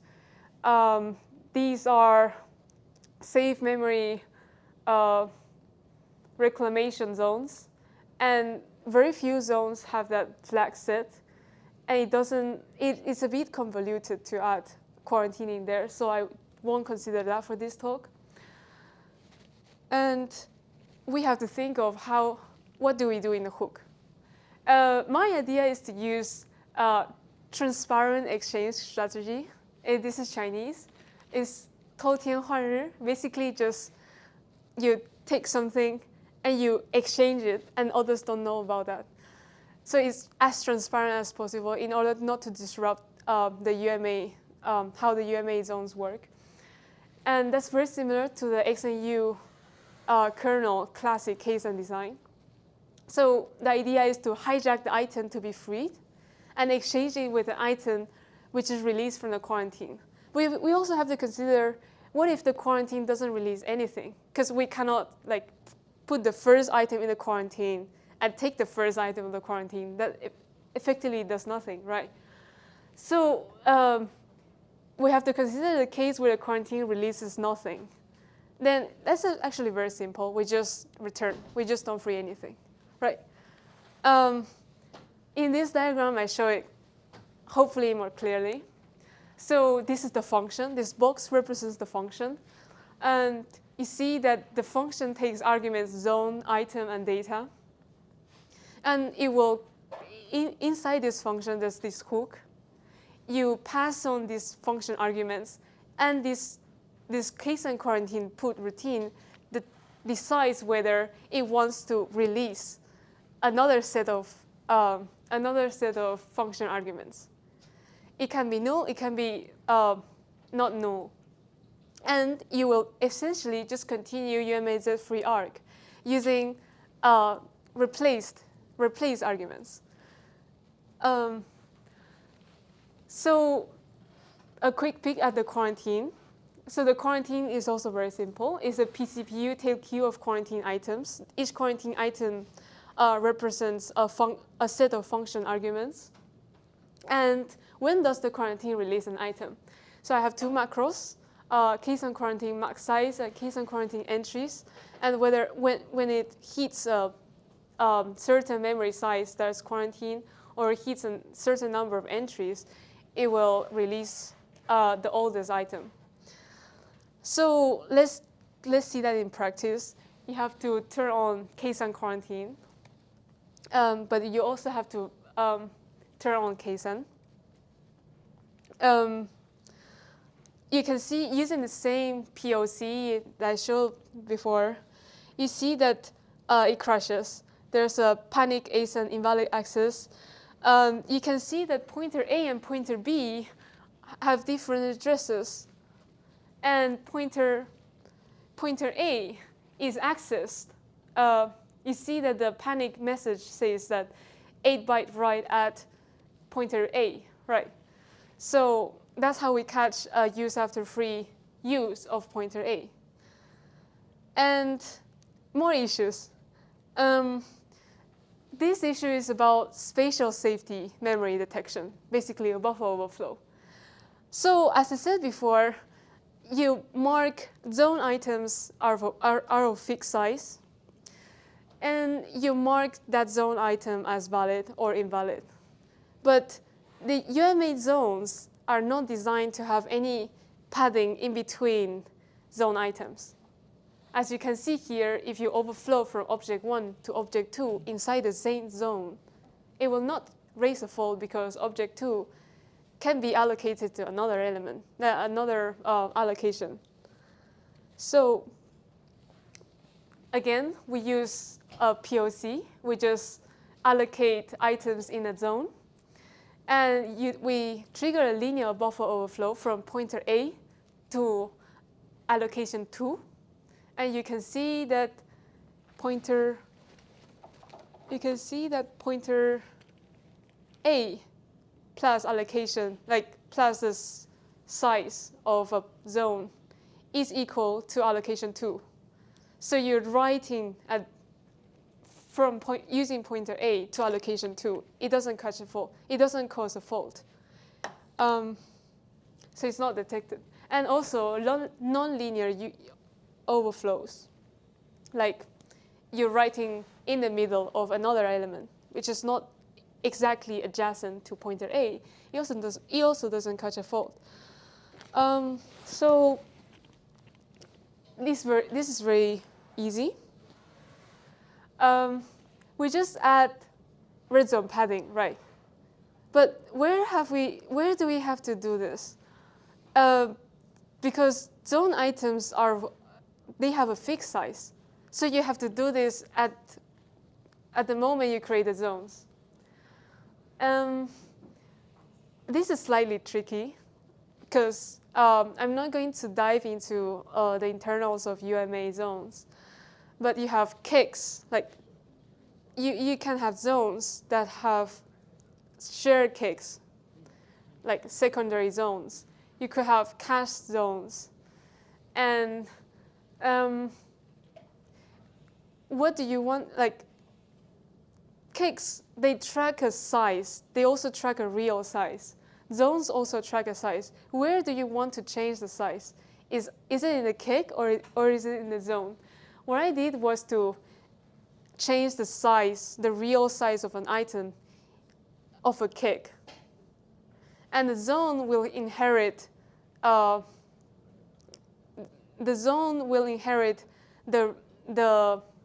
smaller size. But because cakes supply these items to zones, we essentially the zones will only mark the item size that the zones see as valid. And the extended size will not be marked as valid. So whenever you overflow into the extended size, it will catch a fault. It will cause a fault. The same for malloc generic allocations. We also just expand the requested size to be more. But we also have to keep track of the original size because we have to mark items as valid and invalid. So we have to know what's the original size.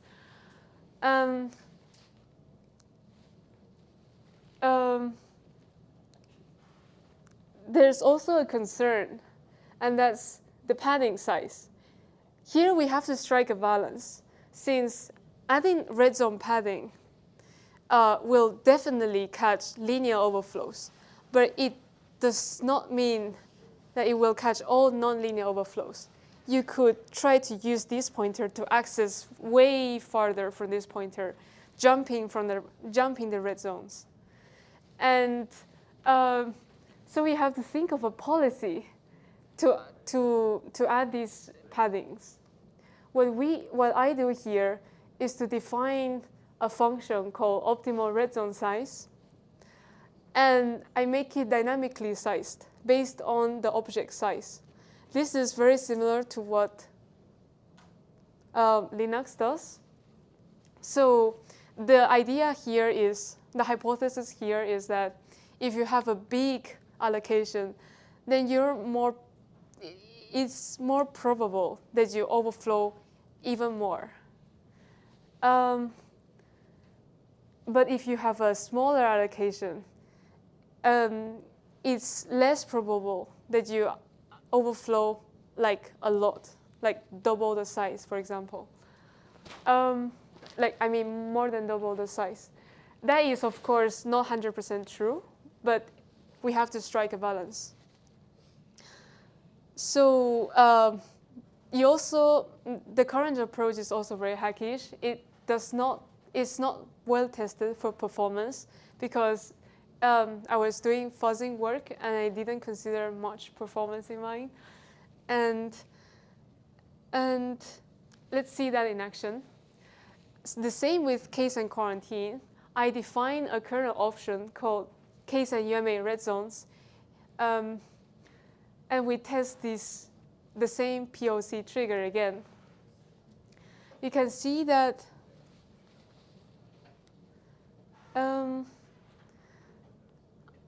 allocation 1, allocation 2, and then this is pointer A. And you are using this pointer A to write overbounds. And 256 is the size of the zone item. And you can see that this linear overflow causes a panic because writing it touches the red zone, because the next allocation is this second allocation, right? And this second allocation is not equal to pointer A plus the zone size, because there is some red zone padding, as you can see here. So you are actually writing here. But of course, if there is a nonlinear overflow that writes directly to 2, then it won't be equal. So a very quick overview of the limitations that I can think of. I'm sure there are many more limitations. And so for quarantining, I don't consider SMR. I looked a bit through SMR zones. I think it's not really necessary to add quarantine in there, but correct me if I'm wrong, because it's a bit complex. And then, as I said, the effectiveness of detecting overflows really depends on the red zone padding size and the specific box. So let me end with the work that inspired this. So we were doing a project of fuzzing in Cherry BSD. And let me give a quick overview of Cherry. So Cherry is a hardware memory safety feature where you use capabilities instead of pointers. Capabilities are unforgeable. But for this case, what we want to focus on the bounds of capabilities. So capabilities can encode bounds. And when you use a capability, which is a pointer, to access more than it's encoded in its bounds, it will trigger a hardware fault. So for that reason, I didn't need to use UMA red zones for fuzzing in Cherry BSD. So that's substantially less complexity. It's also more deterministic because I had to relax quite a bit doing UMA red zones, and also it does not depend on the red zone padding policy that I set. So you can see here, if you overflow from buffer A to buffer B, it does not cause a KSAM fault, but it does call a Cherry bounce fault. And I think that's it for me. Thanks for listening. And if there are any questions, I think I left enough time. Sir, I am not familiar with Cherry BSD, but does that require hardware? Sorry? Support? I'm not really familiar with Cherry BSD, but my assumption here is that there's some hardware support in the CPU to help. Yes. Yes. So pointers. So let me repeat my question. So my question was, I'm not familiar with Cherry BSD, but I'm assuming to do this, you need some sort of hardware support in the CPU. Yes. Okay. Yeah. How big do the quarantines get? Essentially, you mentioned that the quarantines eventually have to be drained, right? The quarantine has to be drained. Eventually, yes. What I do is so you can imagine that at the start you have an empty quarantine, and you add an item. Until it's full, it will begin like draining from the other side, the oldest element, right? So it will always be full until the very end when you shut down, for example, when you drain the whole quarantine. But then it doesn't matter, I think. So I didn't really think about draining the quarantine. I see. I was thinking because essentially there is a trade-off there, right? Like the bigger the quarantine.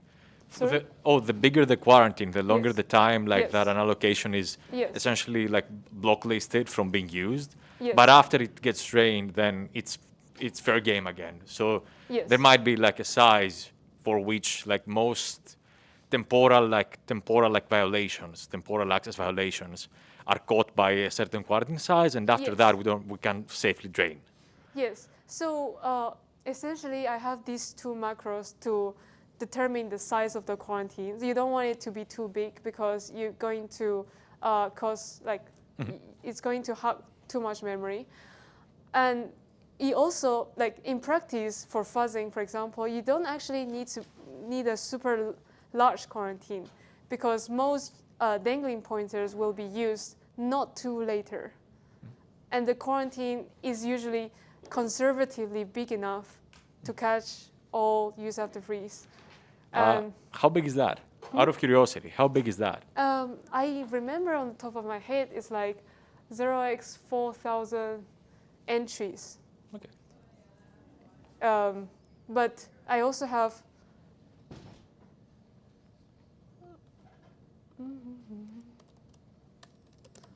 let me find it. So basically, this is too small. So 5,000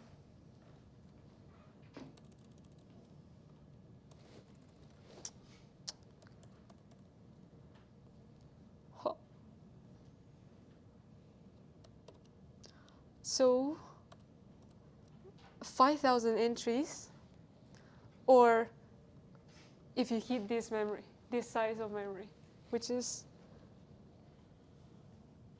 4 with 5 zeros. Yep. I actually haven't tuned it, so not very sure. It should be big enough. So whichever limit hits earlier. Yep. Are this code already on the current branch? Sorry? Did you already upstream this code on FreeBSD? I haven't upstreamed that because I was mainly working on CherryBSD, but I ported from CherryBSD to FreeBSD around. It's in my personal repository, but I plan to upstream it, like now that I have cleaned the commits.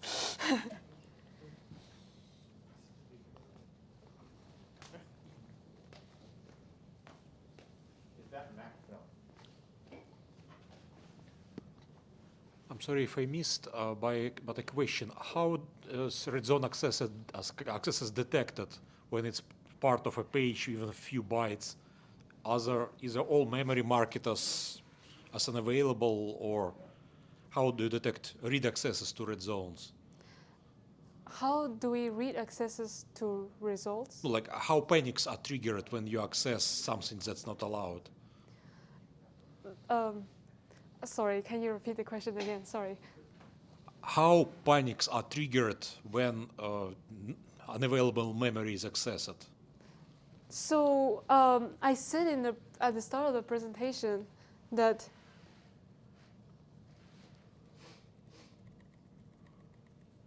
Oh, yeah, I understood that you have a bitmap, but here.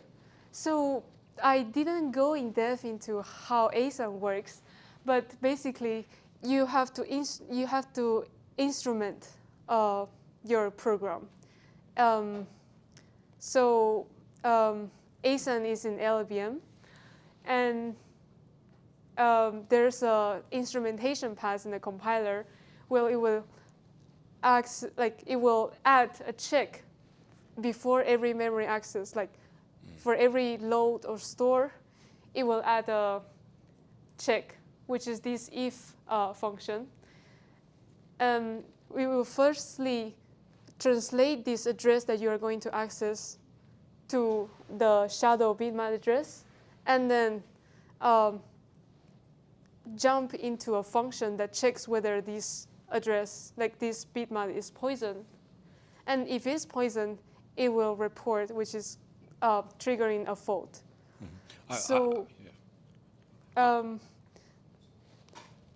Yes. Thank you. I was just thinking it's done through some manipulation with page mapping to make some pages inaccessible cause page fault. Oh, no, actually. Actually, it's not as efficient as that. Because if you are like making pages, unmapping pages, it's not very granular, right? It's not very granular, and it's also a bit too expensive. So what we do is instead just paint the bit. Oh, yeah, but I wonder how much your code becomes bigger in size and also slower if you check bits for every memory accesses. Yeah, that's why ASAN incurs like 2 times, like it makes performance worse by 2 times.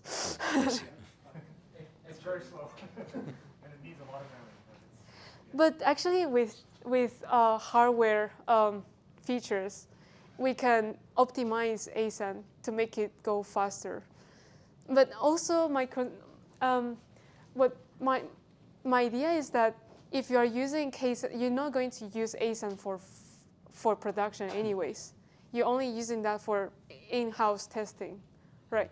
So I guess performance is not that much of an issue. But actually, this is debatable because for some if you are testing some subsystems, like network subsystems, performance when testing actually affects the result.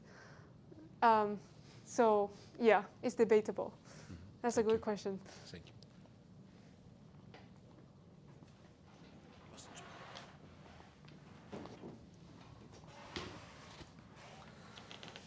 So I had a question, and maybe I just am not familiar enough with the kernel ASAN.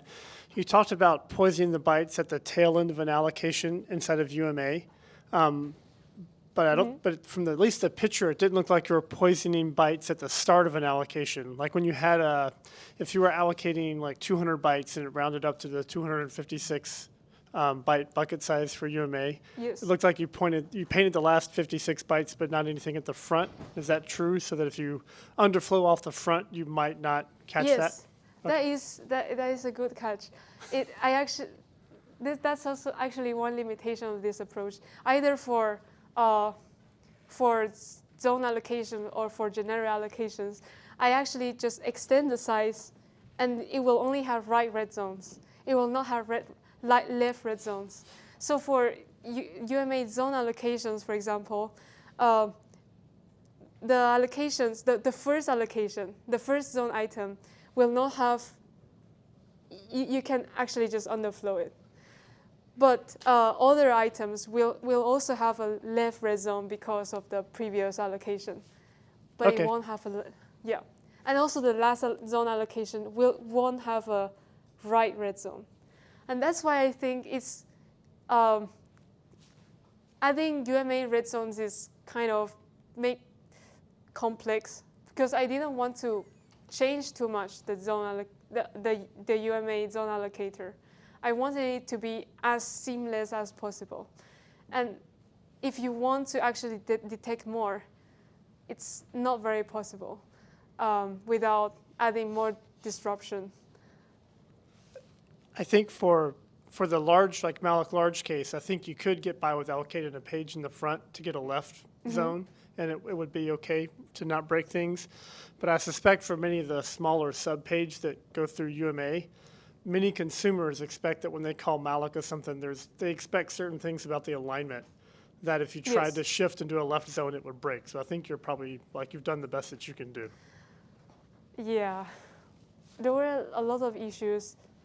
There were a lot of issues around alignment.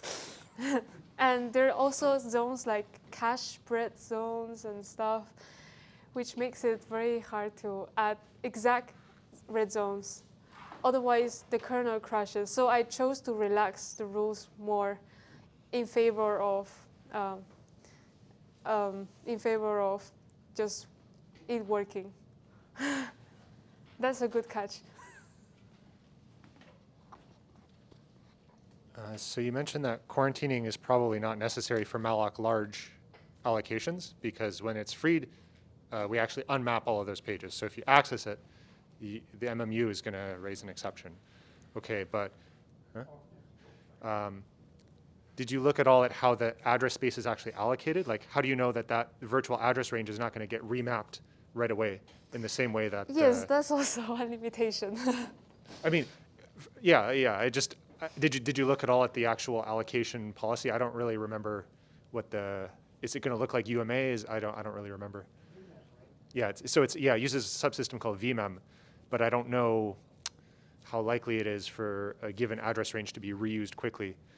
Because in some cases, the strategy might be to actually avoid reusing it and try to allow coalescing so you get less fragmentation, but I don't know what it does. So in order to do that, we would have to quarantine that page. Yeah, yes. you need like a separate quarantine mechanism just for address space, I think. Yes. Although, how frequent is that? It probably not too often, right? Just because it's very expensive to unmap kernel pages because you have to shoot down TLB entries and so on. So maybe, I don't know if it matters very much in practice. I think that's a good catch. I didn't really think about it. I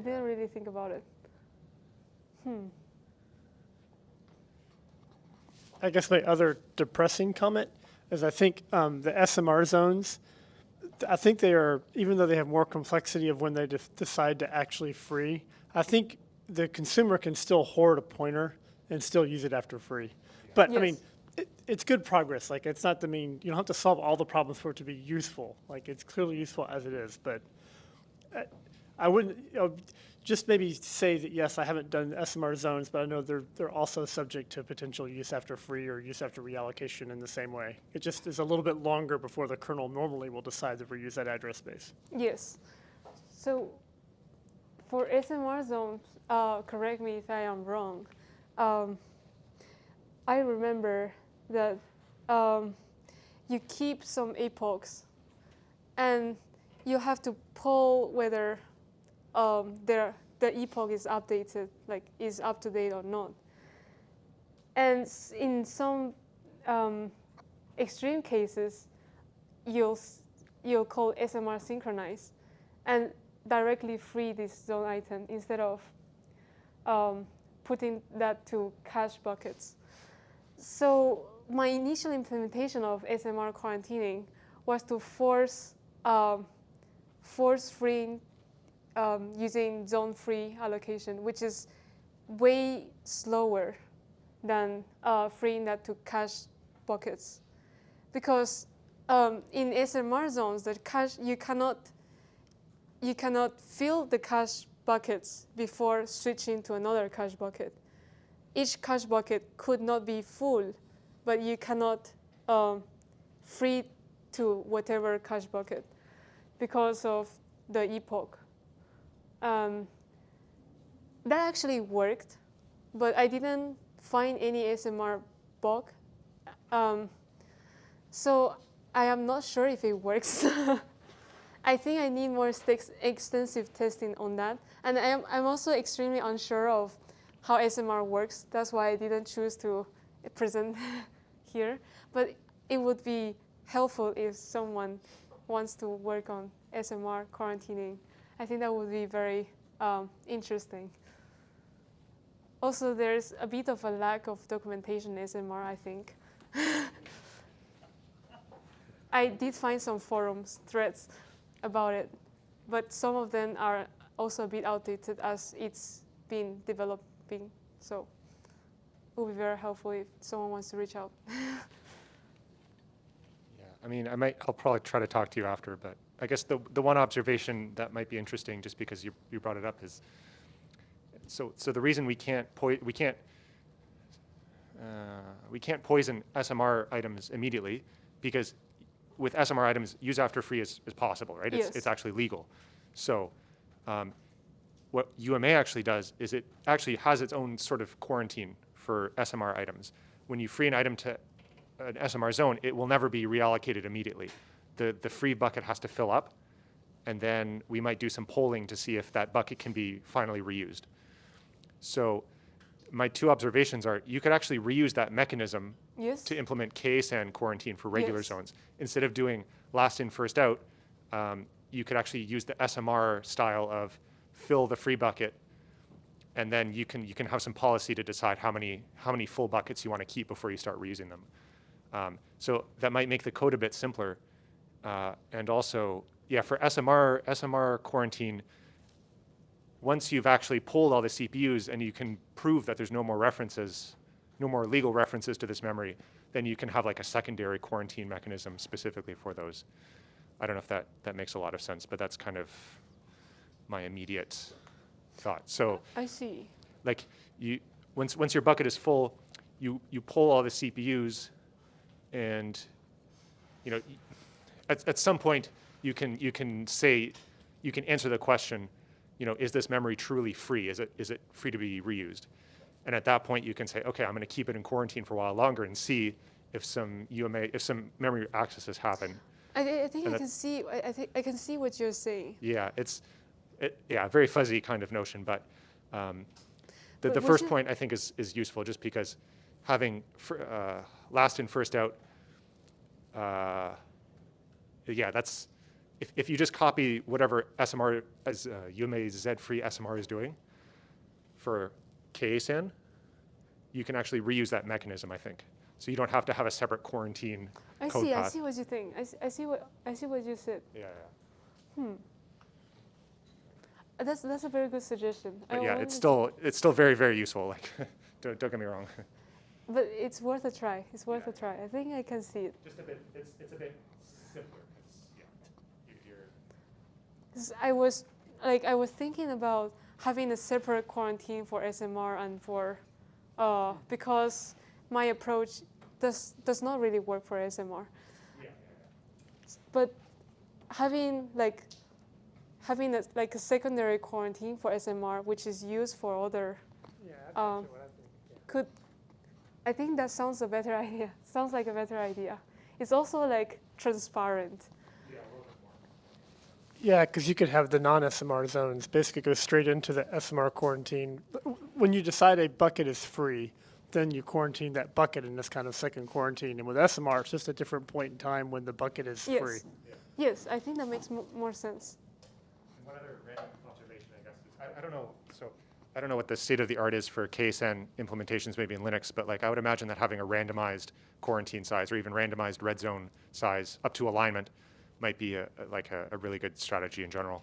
I don't know if you explored or if you did any research into other implementations, but randomizing the quarantine size might be a good way to avoid, hiding bugs. Randomizing quarantine size. So like making items available for reuse once the quarantine size reaches some random number, and then after that, you maybe periodically change the quarantine size over time, just so that you don't get. Or on boot maybe, but you could even do it dynamically, I think. I don't know. Because there's a trade-off between how much memory do you keep in quarantine and... but I still think that the quarantine size does not really affect whether you can catch a temporal safety bug, because most bugs really, the dangling pointer won't be used too farther away. It won't be used too further away. It will always be the first use will usually. I haven't seen any bug, but that might be just me.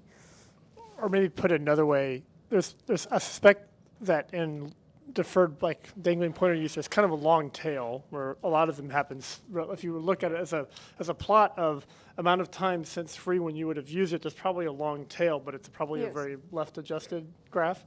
And but also I suspect for exploitability reasons, because for an exploit you want this to be as close to deterministic as possible, that the exploits that are realistic are going to hang out in that very front half where you have a higher probability of it still being there as opposed to later on. This probably are much harder to exploit. Doesn't mean they don't exist, but you probably get the most bang for your buck by closing the ones that are easier to exploit. Does that make any sense?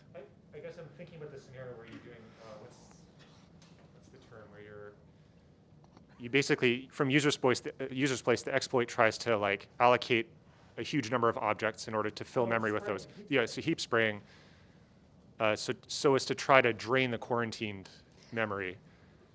The thing is, when you're trying to exploit something, it's usually you want to target production software. So the quarantine is meant to detect.